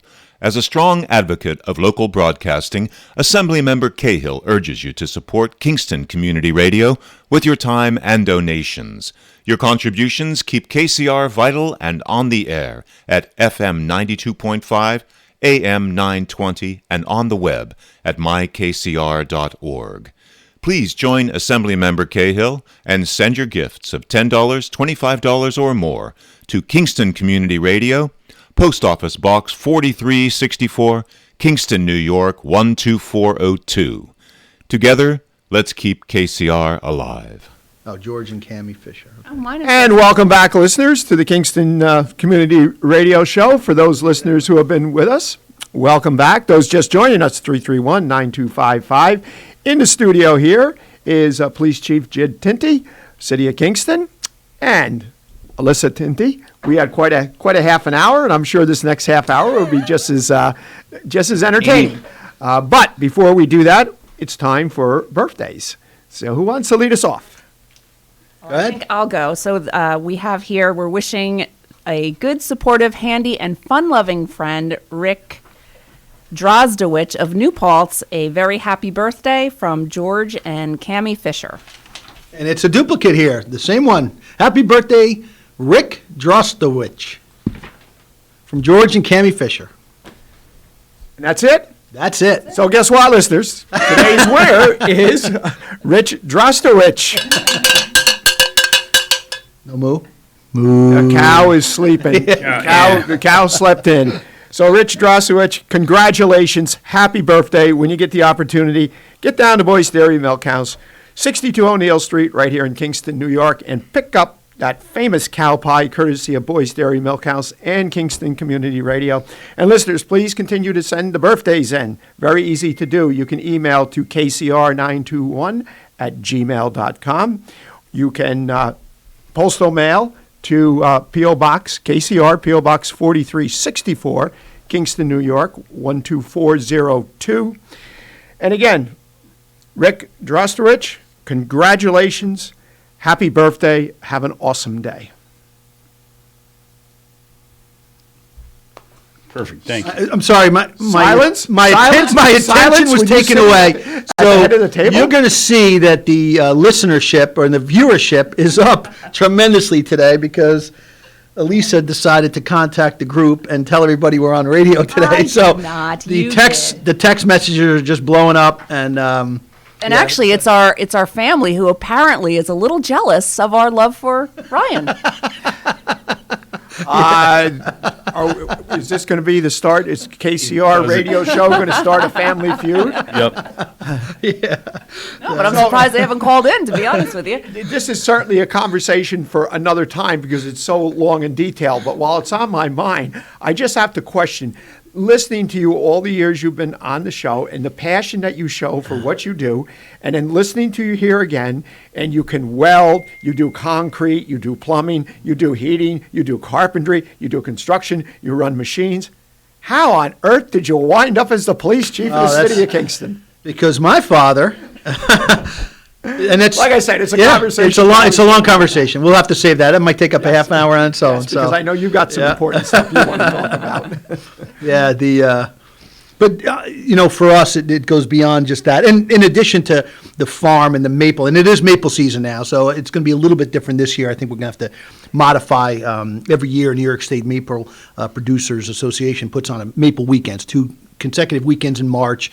Usually at that point, it's probably towards the last third of the season where the maple, the sap is flowing and the evaporators are going, and they encourage people to visit local maple producers and see what they have and how they do it and how they, there's quite a few producers out there that are still doing buckets. We've transitioned to kind of a hybrid between buckets, very few buckets, because you got to grab each and every one and empty it, and then we do the maple lines now. We actually use regular. That seems to be how it's done now. A lot easier, yeah. It's certainly easier, and some of the lines we've expanded to include a vacuum system where there's an actual vacuum pump that draws out of the tree, sap out. It produces a little bit more, usually about twice as much sap per run. And how significant of a vacuum pressure is that, though? Was it something you'd feel if you put your thumb on it? Oh, yeah, 25 inches. Yeah, 25 inches is what we're looking for. Some places can do better, but for our system, inevitably, with us this past weekend, we had the family again. Everybody shows up. Everyone's, yay, boots on, and we're going through the woods, tapping the trees and cleaning the lines out, replacing stuff, because inevitably squirrels, chipmunks, they eat through the line, right? They get even the plastic line. Yeah, they get through it. Then, believe me, and so they go in. Oh, it's awful because a lot of times until you hook up the vacuum, like last night, I was out in the woods with the headlamp on, trying to find that sound, right? You're trying to find that sound as you're walking up through the woods, and so ultimately the vacuum does help. But we have, I dare say, 4 or 5 at this point collection places on the property, because it is hilly, and we haven't expanded to the point where you can kind of pump everything to the sugar house. So that in and of itself, I think, has been some of a challenge. So, we get the tractor. I have a special tank for it. We go out there. We pump from one tote to the next, and then pump into basically a big dairy tank, an insulated dairy tank to hold it until we start to boil. So the evaporator we have is very large. It's actually larger than our operation should have, but we came across it at a good time, and we had to rebuild the entire sugar house to fit this thing, believe it or not. And it all had to be done before, I think we got the evaporator in January 2nd, and then we ended up starting to boil in February. So you did a boil already this year? We haven't yet, no, not yet. We just don't have the content yet. So it's been cold. It's been too cold. The sap hasn't moved yet. yeah. We ran into when we go to the conference, there's a couple of guys out there that said it best. We're happy to see it come, the season, but we're happy to see it go too. And it's one of those things God where it's a short season, because it is now. It's not so bad with the new evaporator because everything can be boiled basically in one day on the weekend. But in the past, we'd be in there boiling until 3 o'clock in the morning, and we both have to be at work at 8:30 the next day. Yeah, that's why we decided either don't draw the sap out of the trees anymore and just stay at a low, supply level, or start to ramp up. And ultimately, partly Ryan's decision. He said, "No, let's do it. Like I said, first of all, we're burning 9 to 10 cords of wood every year. That's a lot. It's unbelievable. And the wood has to be split and seasoned, and and again, I give Ryan a lot of credit, right? The entire family's there, and my brother-in-law Jeff's piling the wood up, and you harvest the wood. And we do everything ourselves. You do? All of it. Oof. Yeah, all of it. We cut it, we split it, we stack it. Actually, what we did for the past 3 years is we palletize. So we take old wood pallets, I build the frames around them, and we just, as it's coming off the machine, we just keep stacking them up. And but you have somebody like Ryan in the sugar house. We drop the pallet, and now he has to carefully select the species of wood to make the right combination of heat. Very right? particular. Oh, about his wood. it's he's like, no, I need more. No, I need this. I need that. There's too much cottonwood in this pallet. Go get the oak. We need red oak. And I'm like, what are you talking about? And once he's in the zone, he has a habit of pulling on his beard, right? We joke, don't talk to him. He's pulling on his beard. He's looking at it. And so part of the challenge when you're using a wood-fired evaporator as compared to oil or propane or, some other fuel is that as soon as you open the door to load more wood, you're cooling it off. There's a drop in temperature, right? So with an oil fired, it stays consistent throughout the entire boil rate. So you have to turn. We have blowers and huge blowers underneath that create this massive amount of heat. I mean, there's 8 inches of brick around this firebox, so all the heat goes right up underneath that pan. And when I tell you an incredible amount of boil, he gets it to the point where it's just spitting and sputtering out of here, but it produces a lighter colored syrup, right? And that's what he's after. He's trying to produce it, and we've automated to some degree with it, like an auto draw off, so it reaches a certain temperature that opens the valve and pulls the syrup off. And we've seen huge operations where these guys are running 80, 90 miles of tubing to produce it. And obviously we'll never get there, nor do I want to. But to see how the whole family works together. Now. The whole family works together. The girls are all at the counter, especially with the Maple Weekend. They're making the waffles, and people are coming in, and so we're trying to stay warm. yeah. The evaporator is just too insulated. It doesn't get there's no share the heat. There's no heat coming around that evaporator, and but he turns the blower down. He's got it on a timer. Every 4 minutes and 32 seconds. Right? There's times where you can't talk to Ryan when this is happening. You just leave him alone. Just leave him alone. He won't respond. He's in the zone. He's focused. And he'll plan it. And I'm telling you, it's just he'll open it. He'll have a stack ready to go. He'll fire it in there, close it, hit the reset button on the timer, and then the boil comes back up. And you see him sometimes shaking his head, or he's just like trying to focus and just. I need more pine. And he kicks through the wood pile and throwing away this or that one. This is not split right, and it just this is too wet. This wood is too wet. He's like a chef. This is undercooked, And aren't you so glad that when that first day when you were hemming and hawing, do I really want this character? That's right. Yeah. So let me tell you how glad I am today. Where would you be today? Yeah, and I got 2 of them. And I got to tell you, it's not like occasionally my loving and caring wife will find herself going, it's 8 degrees out. Do we really have to go out today? Is Ryan coming? Yeah, and Ryan will show up. He'll have his boots on, and he'll be a cup of coffee, and he's like, let's go. Yeah. let's do it. Are all your gang that you got on? What are they doing? Just listening via radio, or are they streaming?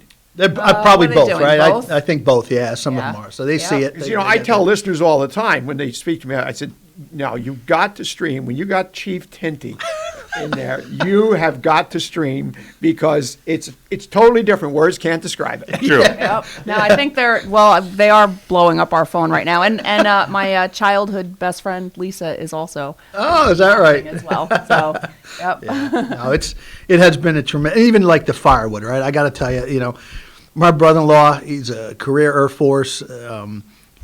He's there all the time. Like the guy shows up and he'll send me a text, "You need help," and I feel bad asking because he didn't sign up for this crazy that we got going on, and he's there. He shows up, and what do you need to do? We had something where it was a Friday afternoon, and usually for our events, what happens is the wedding party comes in and sets up on a Friday night. The event Saturday, and then they clean up usually Sunday morning. All right, that's how it happens. We only allow one event per weekend. This way, it's not disruptive. Occasionally, they'll do like a practice dinner. What do they call it? Rehearsal dinner on Friday. So at one point, we're getting everything ready. We have the tractor and there's a hay wagon. We try to help the bridal party get up to the field and stuff. And so at one point, everything's ready to go. And okay. So he says, "If you don't need me, we just mowed the field, freshly cut grass. When Ryan's there, he puts out markers so it's exactly 90 degrees and the grass is 4.2 inches. And It is precise. It's pristine. This is just what his OCD needs. These events. So He's out there with strings. Oh yeah, set up the strings. chairs. Yeah. That's a hard thing to do, though. Oh. And if one's off, it drives you nuts. Oh, Yeah, he'll sit there as they're walking down the aisle, and he'll be like, "Oh, what? The chair's leaning to one side." Like So at one point, my brother-in-law says, "All right." That's the one you see in pictures, though. Yeah, they'll take this absolutely, great absolutely. picture, and then there's a stupid chair sticking out to the side. You're You're like, son of a gun. Yeah. The bows, when he puts, he helps out. He's like, "Oh, let me just," because usually they do their own setup, but occasionally, he'll go there and tweak a little bit, move the table, and so at one point, my brother-in-law is about to leave. This is around 5 o'clock or 6 o'clock at night on the Friday, and the bride comes up. She says, "Hey, Lisa wasn't there yet." She says, "All right, we're ready." And I go, "Great, that's perfect, right?" I have no idea. I'm working on getting stuff done. And she goes, I said, "Great." And she says, "No, I mean, we're ready. We're ready to go." I'm like, "You mean tomorrow?" And she says, No, it's a rehearsal. And your wife told us that you're going to take us up in the hay wagon. No, I did not. And I go, really? No, I did not. I didn't know that. She never said anything to me about that. She's like, "Yeah." So all these people come out. The bridal party comes out. So my brother looks at me and goes, "Let me just make a quick call." And he gets on the phone, calls my sister, says, "I'm going to be a little late." And he hooks up the tractor. We load everybody up. There's a practice run up and back. He's fuming because Oh, he thinks that I actually told this person, "Oh yeah, he'll do it on a Friday night all by himself. I won't be there to help. I'm at a swim meet for my kids." So I call her. I said, "Do you know what that?" She's like, "No, I didn't know that." Anyway, so went out with that hitch. Worked out. Jeff was there, and that's what I'm saying. Like, it really, truly. Yeah, but what blessed. he's not telling you is that when they got to the field, the bride said, "This isn't the field. No, we're supposed to be having our wedding in a different field." And again, now he's mad at me because now we've brought everything to this one field. So I get home, it's like 9 o'clock at night, it's dark out. I didn't mow the field that she's telling us to go to, and in the dark, I'm up there with the tractor with the headlights on, mowing this field. Open cab with the brush hog, And flail mower. it's summer, so it's all bugs and eyes, wildlife. dark, Yeah, I all can the see eyes. eyes out there. I'm in there in the dark. I mow everything. We bring everything up. The next day, the bride comes and goes, "Oh, I was wrong. It was the other field." So we everything back down. We get a lot of that. And we don't have to do any of it, right? We're not under no obligation. and- We just try to help. We really I know, do. I know. And But weddings are tough because it's that person's special day. Yes. You don't get a do-over. It's got to go right. And the last thing you want is the vendor is for their memory to be that you didn't do something or meet their expectation. We do everything we possibly can to make sure that they it's have hard. a perfect day. And a lot of times when things go wrong, they don't even know about it. Perfect. The couple doesn't Mm-hmm. know that there was an issue because we've dealt with it Mm-hmm. and whoever that vendor is. And well, the one time they had the cake, beautiful cake, multiple layers and not layers, levels, I guess it would be.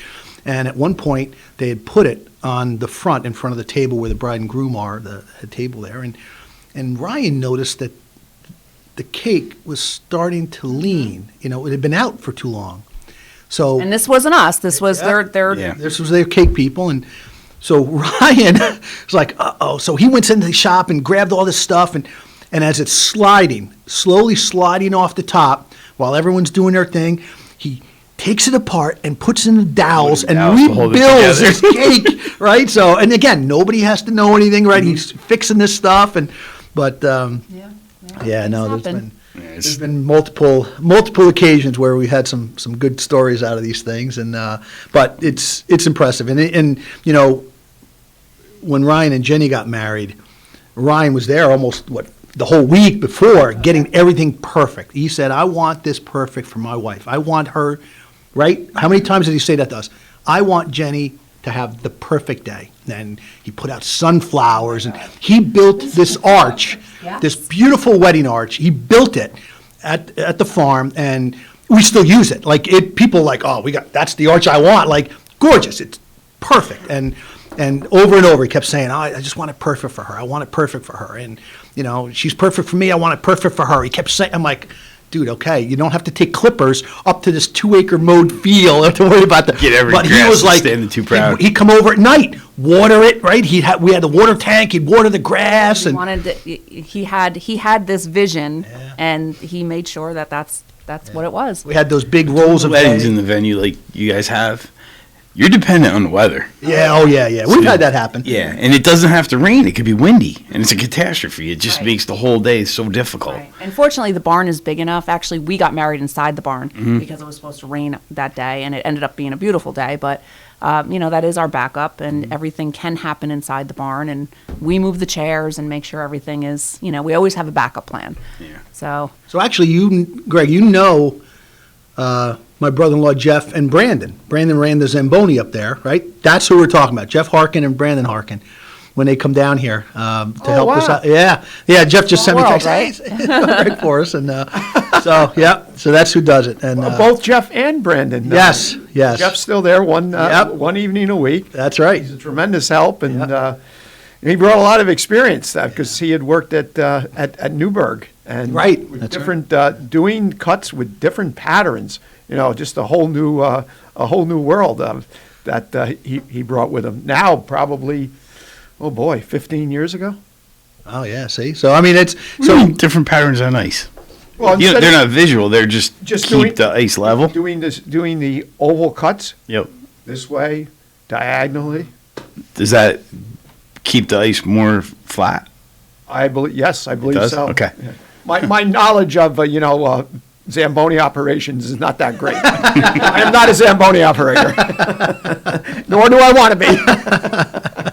I never realized that they were related. That's it. Yeah. Oh yeah. Well, long history there with that family, and like I said, they embraced it. I absolutely, I can't thank all of them, everybody. It's just amazing how we come together on that, and just knowing those two, and Brandon is such a he's awesome. So the one job that Brandon does, that he just absolutely, that's his job. Like if he doesn't have that job, if someone else in the family steps in, you can see he's like pouty. But so occasion we have a UTV, a 4-passenger UTV that we use, and we use that exclusively to help some of the, I'll say disabled, but people, elderly, and try to get back up to the parking area. It's a little bit of a drive up there, so we'll offer. Then he is the taxi driver for that mule. So when he gets in that mule, he's like, "Hey, do you need a ride? Do you need a ride? Do you need a ride?" So again, up and down the driveway, brings people up, drops them off the car, comes down, and the one day we had a wedding, and there was a famous actress was one of the attendants in the wedding, and Brandon had driven her up, and he kept looking at her, and he came down and he goes, she's somebody famous. And we're like, yeah, whatever, Brandon. Nobody's paying attention to Brandon. Like, okay, Brandon, she's famous. Nobody's paying attention. By the end of the night, she leaves, and we find out it really was. Oh my God, that really is her. Wow, Brandon was right. Yeah, no, we're very blessed with the whole thing. So, all right, so we only have a couple more minutes, and you should probably talk about city business. You wanted to discuss the FOIL request real quick, right? Yes. Okay, bring it up. So in addition, of course, to our farm, chief of police, and I'm the city clerk for the city of Kingston. And that's really why I was brought here today to talk about how our two offices do sometimes have to work together. One of the things is, of course, the FOIL requests. So that has become a huge part of the operation in my office. Is everybody wants their freedom of information. They want they want to know what they want to know when they want to know it. So we get a lot of FOILs that come. My office processes all the FOIL requests for the city of Kingston. And I think there's a little misconception out there that I pick and choose the information that gets delivered, and that is absolutely not true. That is a legal document. A FOIL request is a legal document. And so whether it goes to the police department or any other department, it starts in my office and ends in my office. So a lot of times that's one of the ways that our offices will. Yeah, before it used to be that every department essentially took care of their own FOILs. But now under Mayor Noble, he said, no, it's going to all go through the city clerk. So all FOIL requests start with Elisa's office. And at that point, she said, oh, this is requesting documents or records from the police. Contacts it. We send it back. She gets it reviewed by legal counsel, and then she sends it back. But your role really is more of the clerical end of it, right? You're not looking at it going, oh, I'm not going to honor this. Or I'm absolutely not. And just to put in perspective, in 2020, my office processed 487 FOIL requests. Now, have you seen an increase in requests? Yes. Over the years? Well, definitely during COVID. I think people have a lot more time on their hands and they're interested in information, and they for one reason or another can't go get the information on their own. But there is a lot of FOIL requests. Sometimes it's multiple in a day. Most of them go to the building department. That's most of the FOIL requests. They want to know, they're interested in purchasing a property, and they want to know what the history is. Was there, violations, or what, are there oil tanks underground, or whatever it is that they're looking for. And those FOILs go right to Lori Hughes down in the building department. I got to tell you, she is amazing. I don't ever have to worry. I don't have to chase Lori. She is right on top of it. Some of the departments are very busy and don't realize, this is a timely legal document. You have a certain amount of time to respond. Right. Yep. So those generally come from title companies, though, right? Anybody can request information. We're experiencing, because there's so much real estate activity, title companies are requesting, and I don't think we're making them do a FOIL, depending how they make the request. So we can just give them a title search and say, yep, we do require everyone in good standing. To actually do a FOIL request, just so that we can keep track of we don't want someone to say, well, I requested this information, I never got it. And that does happen. We have many times where, we get a lot of FOIL requests from law firms, and they'll say, well, you never sent me this information. And I could say, yes, I did on this day.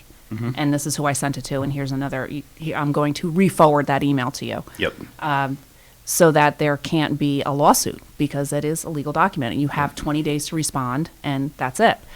You can request more time if necessary, which we do sometimes. Sometimes the FOILs are interesting, too, because the request can't force the government agency to create a document. Correct. So you can't. And it also can't answer questions, because a lot of times people will FOIL something and they'll say, well, what is this? And they'll ask questions about the documents that they received, and it is not the purpose of a FOIL to answer questions or create anything. So it's documents that exist. Yep. Basically a raw data kind of perspective, which is they would have the best. to intern. If they could not interpret, they could not answer, it'd have to go to their legal counsel. Right.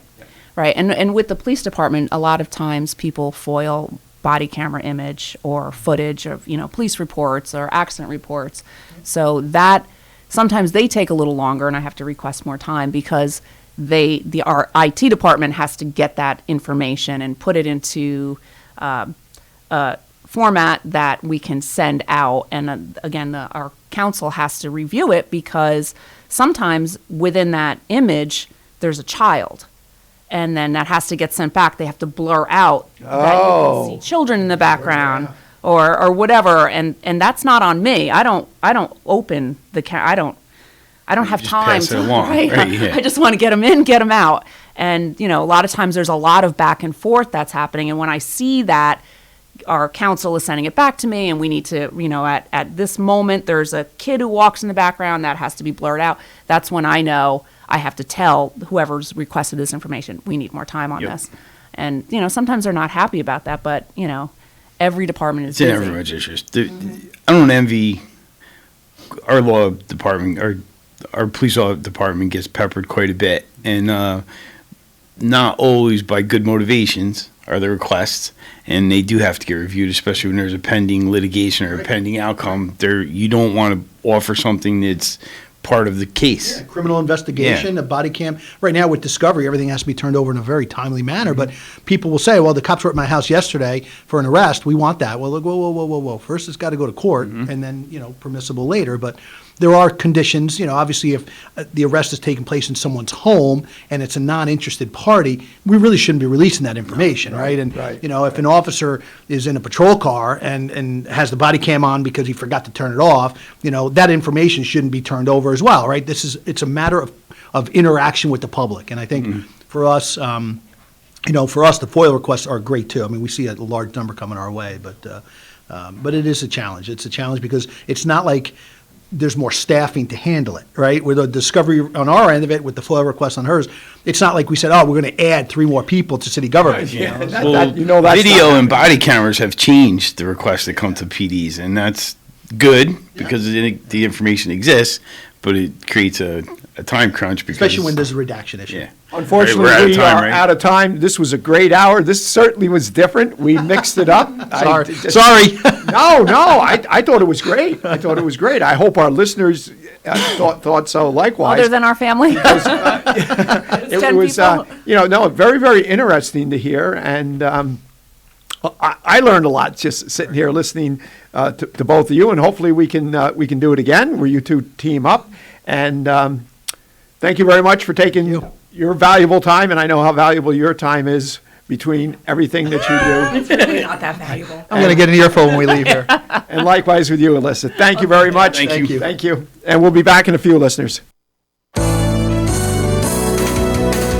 You're listening to Kingston Community Radio on WGHQ Kingston. On your radio at 920 AM and 92.5 FM. And also online at mykcr.org. On top of first-class care, you will never receive a bill. The only thing we had to worry about was just keeping Azalea comfortable. St. Jude saved her life. Finding cures, saving children. Learn more at stjude.org. A message from the American Migraine Foundation. It's an absolute nightmare. There's pain that does not stop. I feel trapped by migraine. Migraine is a disabling disease. I feel like I'm dying. You feel like the world's closing in on you. There's nothing you can do. It's like you're trapped in your head. There's no escaping it. You can't leave your body. Don't suffer alone. Make your move against migraine. Visit AmericanMigraineFoundation.org to find help, learn more, and get connected. We are Lions. We bring hope where it's needed. We are a global force for good.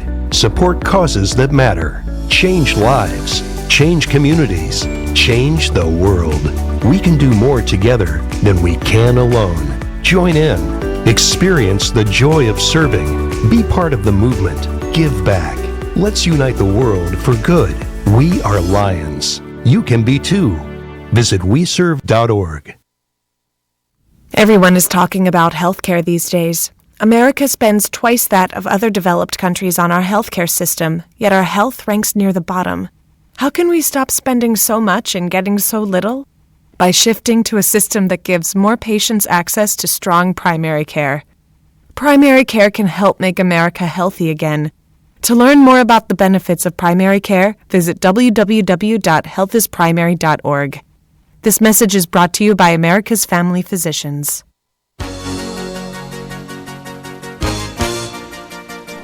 Hi, my name is Jackie Lovezzo. I'm from Lake Katrine, and I support Kingston Community Radio because it is an invaluable resource to the community and its residents. This portion of Kingston Community Radio is brought to you by Ulster Savings Bank. Visit their newest branch, conveniently located at the Ulster Commons Plaza in Lake Katrine. Experience the difference that local community banking offers with the convenience of another great location, easy access, plenty of parking, and a 24-hour ATM. Ulster Savings Bank, invested in community, invested in you. Member FDIC. And we are back, listeners, for our last half hour. Those that have been with us, welcome back. Those just joining us, 331-9255 is our call-in number. We'd love to hear from you. In the studio here with me is Supervisor Fred Costello from Sorgeties, and I believe we have our Senator on, Michelle Hinchey, virtually. Hello, how you doing? Good morning. We're doing. How you doing? Doing well. Good morning. Good morning. Welcome. Happy you're joining us today. She's going to be a regular? Too. Yeah, Next time I'll be in person. Yay! I broke the ice today, Michelle. This is my first time back in the studio all year. I've been doing it virtually myself.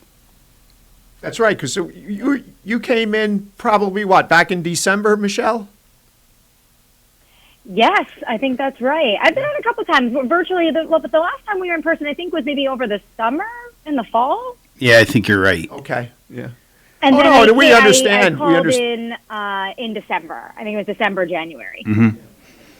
Oh, we understand you have a very, very busy schedule, and when you can't come into the studio, this works out just as well because lots of stuff going on, and we always love to hear all everything that you're involved with and what's going on in Albany. Yeah, thank you. Yeah, it's been a busy 6 weeks. I feel that we all feel that time doesn't really exist kind of in this COVID world that we live in. But we've jam-packed a lot into, the first 6 weeks of session. And so it's been a whirlwind, getting our team set up and our office set up, which is all live now and jumping straight into the budget season. But, it's really, I like to say it's really building the plane while flying it. Of getting that's a good analogy with everything, but that's good. We got to jump right into it. Yeah, that's a great analogy, and it's relevant, especially right now.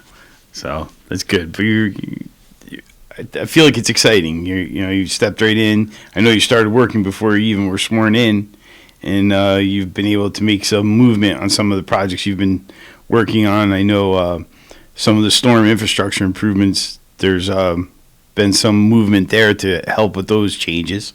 Is that correct?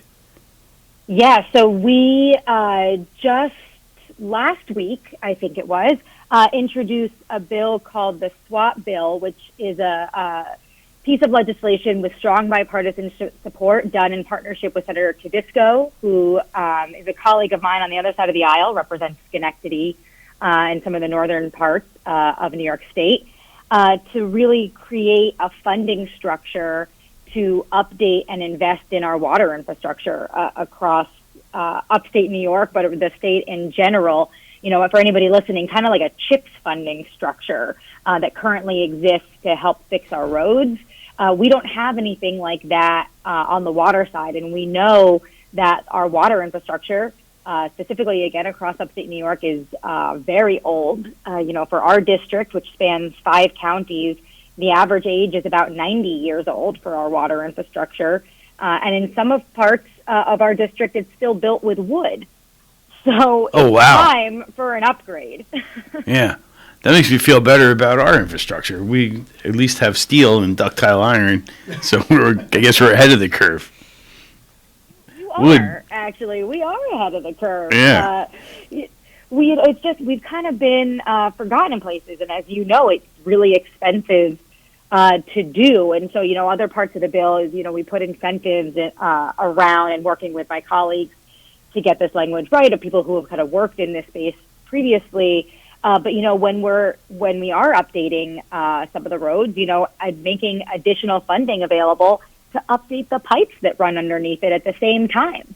Yeah. So we're not doing it 1 year, fixing the roads 1 year, and then 5 years later, ripping back up our newly paved roads to do water infrastructure upgrades. We should do that all at once, and we should incentivize and give our communities the money to be able to do that all at once.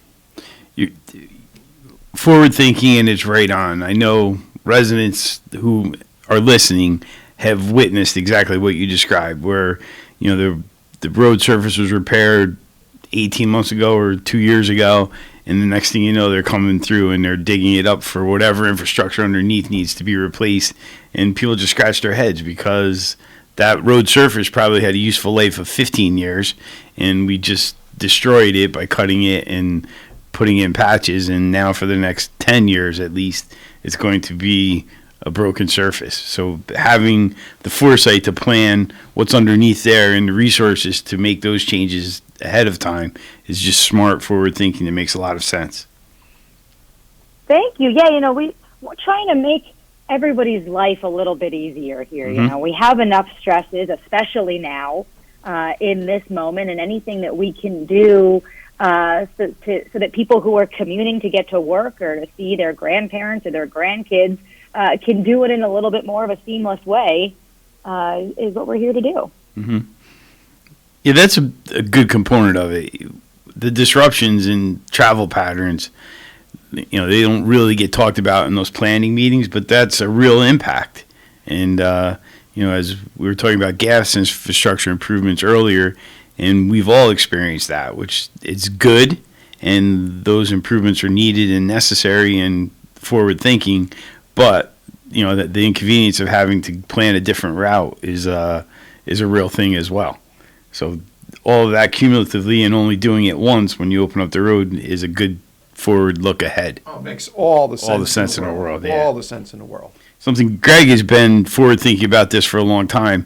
he's famous for putting sleeves in the ground when they do a paving job. And the point of the sleeve is to connect the unpaved areas beneath the road with a pipe that can be utilized at a later date by going through that pipe with another pipe or an electrical service or fiber optic, and that's been really comes in handy all the time. with the Yeah. fiber, Yep. We crossed 2 roadways and nothing happened. Didn't have to dig through the blacktop once. Right.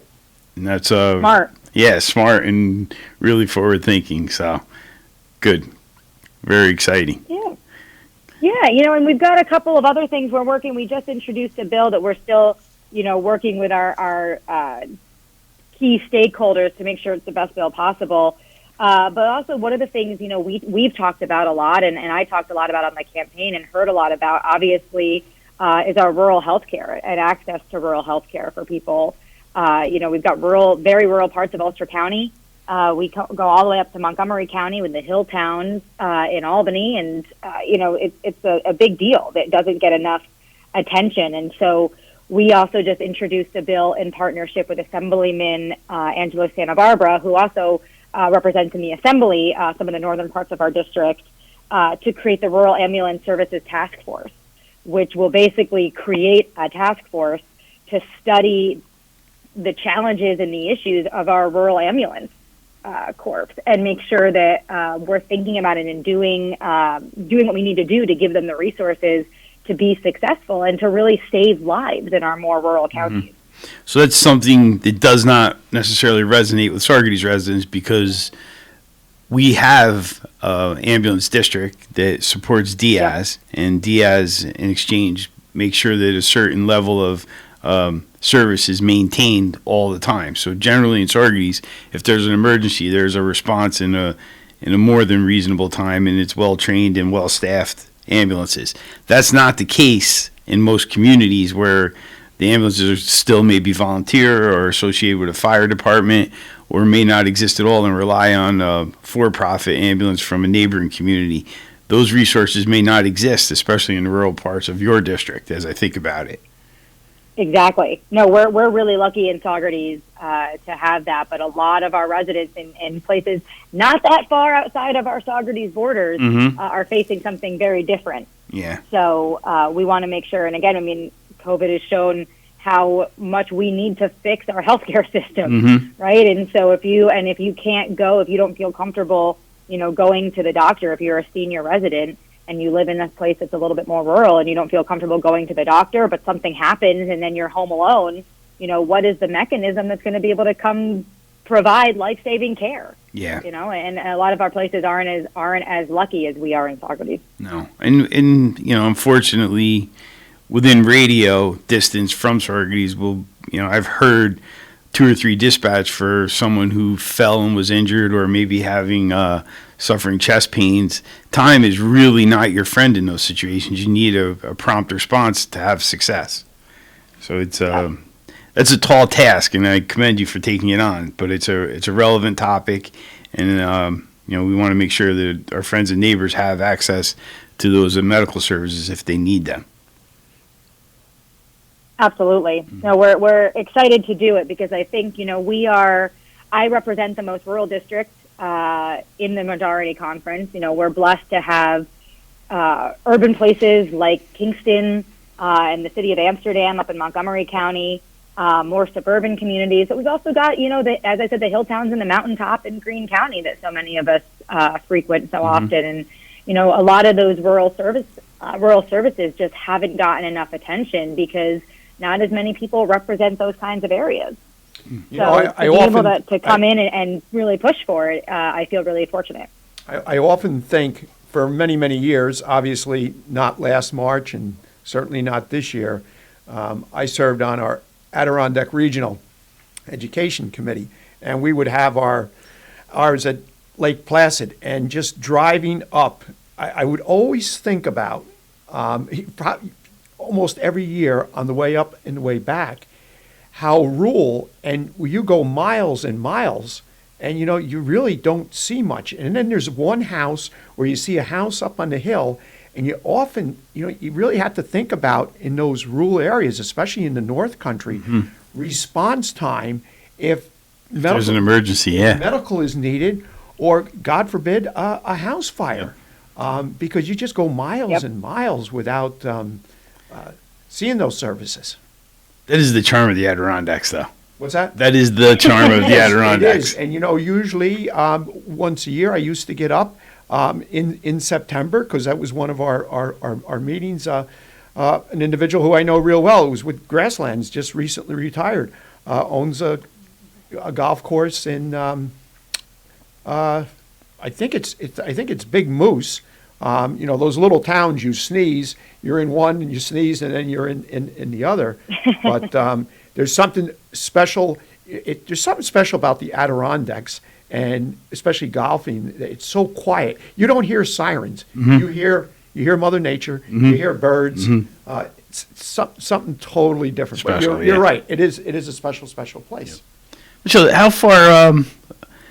So you cover such a large geographic area, and there's all these small little towns with these interesting legacies. Is Gloversville part of it? I'm sorry? Is Gloversville part of your district? No, it's not. No? Okay. But you go all the way out to Amsterdam? So we've got all of Montgomery County. So we got to Canajoharie and St. Johnsville. Wow. We're kind of like a backward 7 or an elephant trunk. And the bottom of the trunk is picking up a little peanut, and the peanut is Rosendale and New Falls, which we don't have. Okay.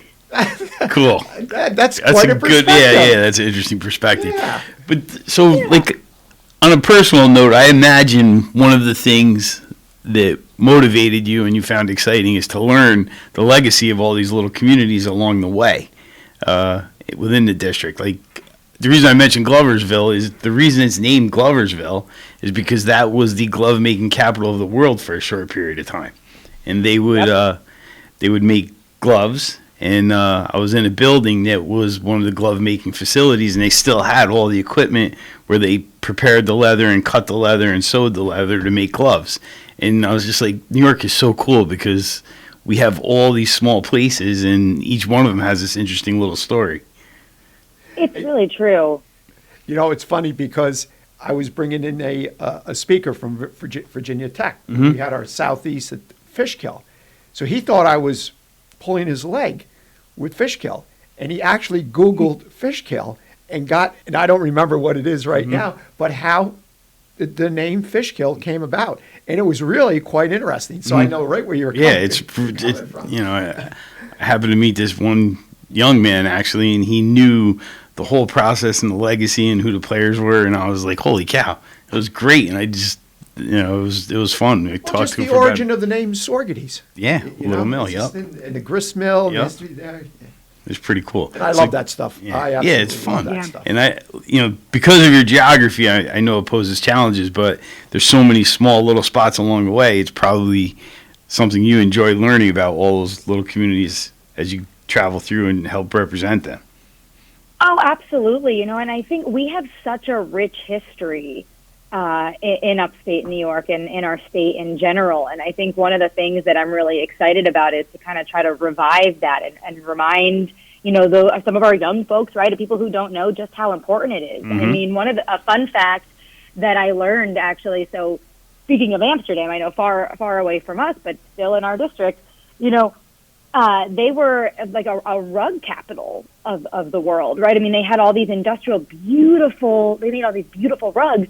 And actually the rug in the Senate chamber in Albany, which is still the original rug that was there when they built the Capitol, is from Amsterdam. Oh, really? And See? So it's like a historic piece. And actually before we had Wi-Fi and kind of the internet was really just coming up and starting, and the members wanted to run. I heard this as a personal story. The members wanted to run wires to their desk so they could all have a laptop and be able to research the bills and stuff as they were coming up. And they weren't allowed to because the rug is historic, and they weren't allowed to cut into it. So they couldn't. The assembly was able to get internet access at their desks, but the Senate was not because of the rug. Wow. Now there's Wi-Fi, obviously. Yeah, so we don't have to worry about the wire. But good for them for having the foresight to respect that and protect it. That is a fun fact, but it's something we should cherish and celebrate. Yeah, and the place the Senate first met is here in Kingston. Yeah, that's right at the Senate House. Yep. And there's the placard for where the assembly met in the tavern that's right on the corner or just a few blocks down.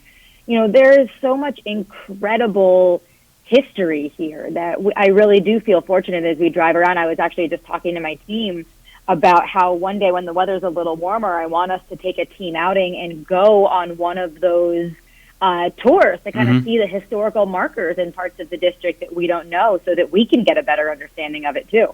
Yeah, you're right on. And, we always talk about the Senate House is a perfect example. If you went away on a vacation and you spent an afternoon at a place like the Senate House where I did it in Cape Cod when I went to visit their town hall. But we have that right in our backyard and we largely overlook it. I've been to the Senate House 3 times and I'm 50 years old. It's something that we overlook and take for granted because it's there. But there's so many things like that. The Firearms Museum, terrific resource and something fun to visit and celebrate. And we have those kinds of resources and sororities all over the place. Opus 40, the Kirsted House. Yeah. It's just we're blessed and we take it for granted. So, yeah, there's opportunities there for both of us to work on. Absolutely. Well, and I'm really excited to be on the Cultural Affairs, Arts, Recreation, and Parks Committee, which is led by Senator Serrano, because I think that we can, pull in more of our assets into that committee, right? And to think a little bit more. What I want to do is think more holistically about how we can connect some of the dots and bring people to a region who are interested in these things who may not know it's here.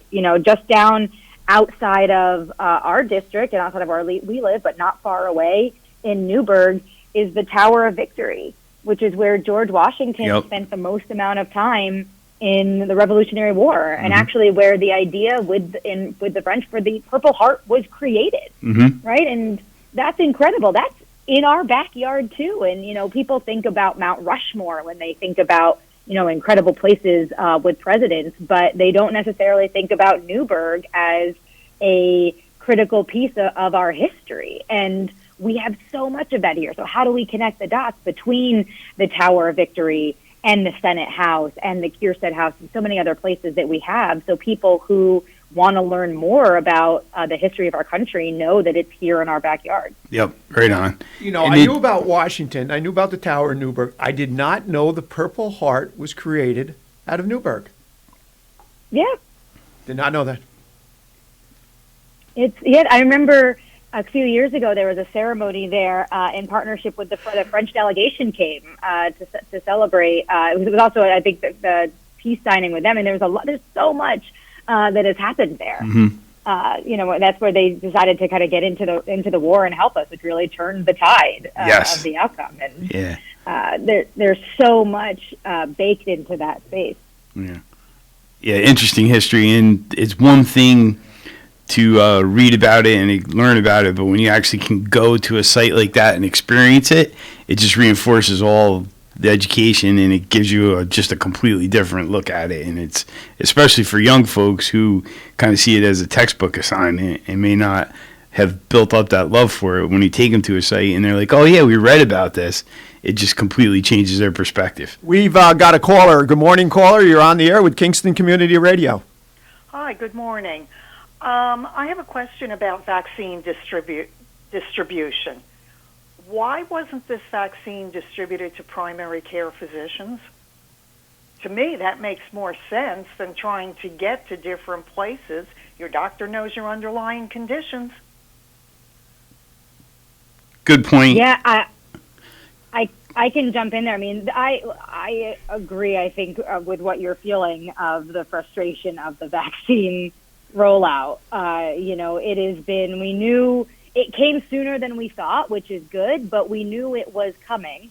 And there's definitely ways that we should have been more organized around it. The governor is really the one who's kind of controlled the vaccine rollout to this point. And I think they were trying, with such limited doses, there wasn't enough of them to be able to give to primary care, to primary physicians, because they just didn't have enough, right? And so you'd be giving 3 here and 4 there, 1 there. So I think the idea was trying to centralize it. At least they'd be able to use at the time when they were only getting 100, 200, 300 vaccines at a time, to be able to roll it out that way. And it's kind of stayed. But I think as we ramp up and as we get more and more vaccine doses, as the Biden administration has promised, there's definitely, I mean, we're seeing it with the pharmacies already, them getting more and kind of independent pharmacies. There's a lot of the independent pharmacies that are now doing it as well. There's definitely, I believe, as we get more of them, space in there to push for primary physicians, and that's something that we can definitely talk about. Yeah, it just makes more sense, because trying to get on these websites to sign up for things, if you don't do it at 3 o'clock in the morning, you're not getting on. Mm-hmm. And it's, I'm in my 70s, my husband is in his 80s, and we both have underlying conditions. And yeah, we're signed up, but now you sit and wait. Yeah. Are you signed up on multiple lists? Excuse me? Have you signed up on multiple lists? Well, I keep trying CVS. They keep sending me to Facebook, and I will not do it on Facebook because I want nothing to do with it. Okay. And yes, I am on the county list. I've been on there for well over a month. Okay. So how about some of the local pharmacies? Have you tried to sign up with those beyond CVS? Yeah, CVS, Walgreens, they're all booked and stuff. So, Okay. And that was my feeling. Why not just send it to primaries? I would suggest you do the Woodstock Apothecary as well. And No, I have not checked out with the Woodstock Apothecary. All right, give that a shot. The vaccine has not been available to meet the demand yet. Right. The good news is that's changing and improving. But your frustration is justified and real. There's a lot of folks. You have the ability, it sounds like, to go onto the computer and sign up, which is good. I meet folks on a regular basis who do not have a computer, or do not have that ability, and we're trying to connect with a family member or do it ourselves to try to make sure that those folks can at least get on a list. And we're optimistic and hopeful that over the next few weeks that the capacity and the available vaccine is going to increase dramatically, and we can start getting through the list of eligible people and get the people in most need vaccinated. Right. Yeah. Do you mind if you answer a question? Do you live in Saugerties? Yes. Yeah. You do? Okay. Also, peek at the town website on occasion. Twice there's been opportunities to get vaccine locally. That is a rarity, and but if that opportunity comes again, we will advertise it there. So peek at the town website as well. And also, as the supervisor alluded to, contact Village Apothecary. Neil Smoller has been quite a leader in Ulster County with what he's done. Him on the radio talking about different things that he is out there doing. Yeah, he's been really amazing. If there's a way, he will do it. Unfortunately, ma'am, we are just about out of time. Thank you for your call, and hopefully you are successful. But again, reach out to Neil. Thank you for your call. Thank you so very much. Okay, have a great day. Have a good day. Well, Michelle, we're just about out of time here. Maybe we're down to 30 seconds, and. Anything you'd like to close with? It goes by so fast with you guys. I know. We're going to have to get you an hour, I think. Yeah. We're going to have to get you an hour. Is there anything you'd like to close with? No, I would just always like to end with saying if people need, that call is a perfect example. If people have questions or need anything or their loved ones do, please call our office. We actually also just launched virtual office hours. So if you can't we're not doing in-person meetings or anything like that right now, but we can do them virtually.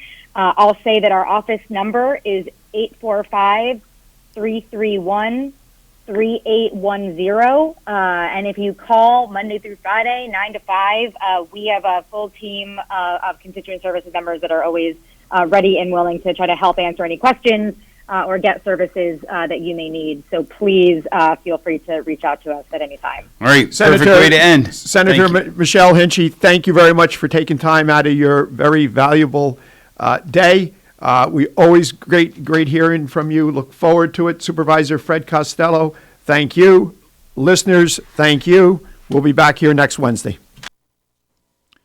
Thank you for sharing the morning with us and participating in Kingston Community Radio, KCR, AM 920.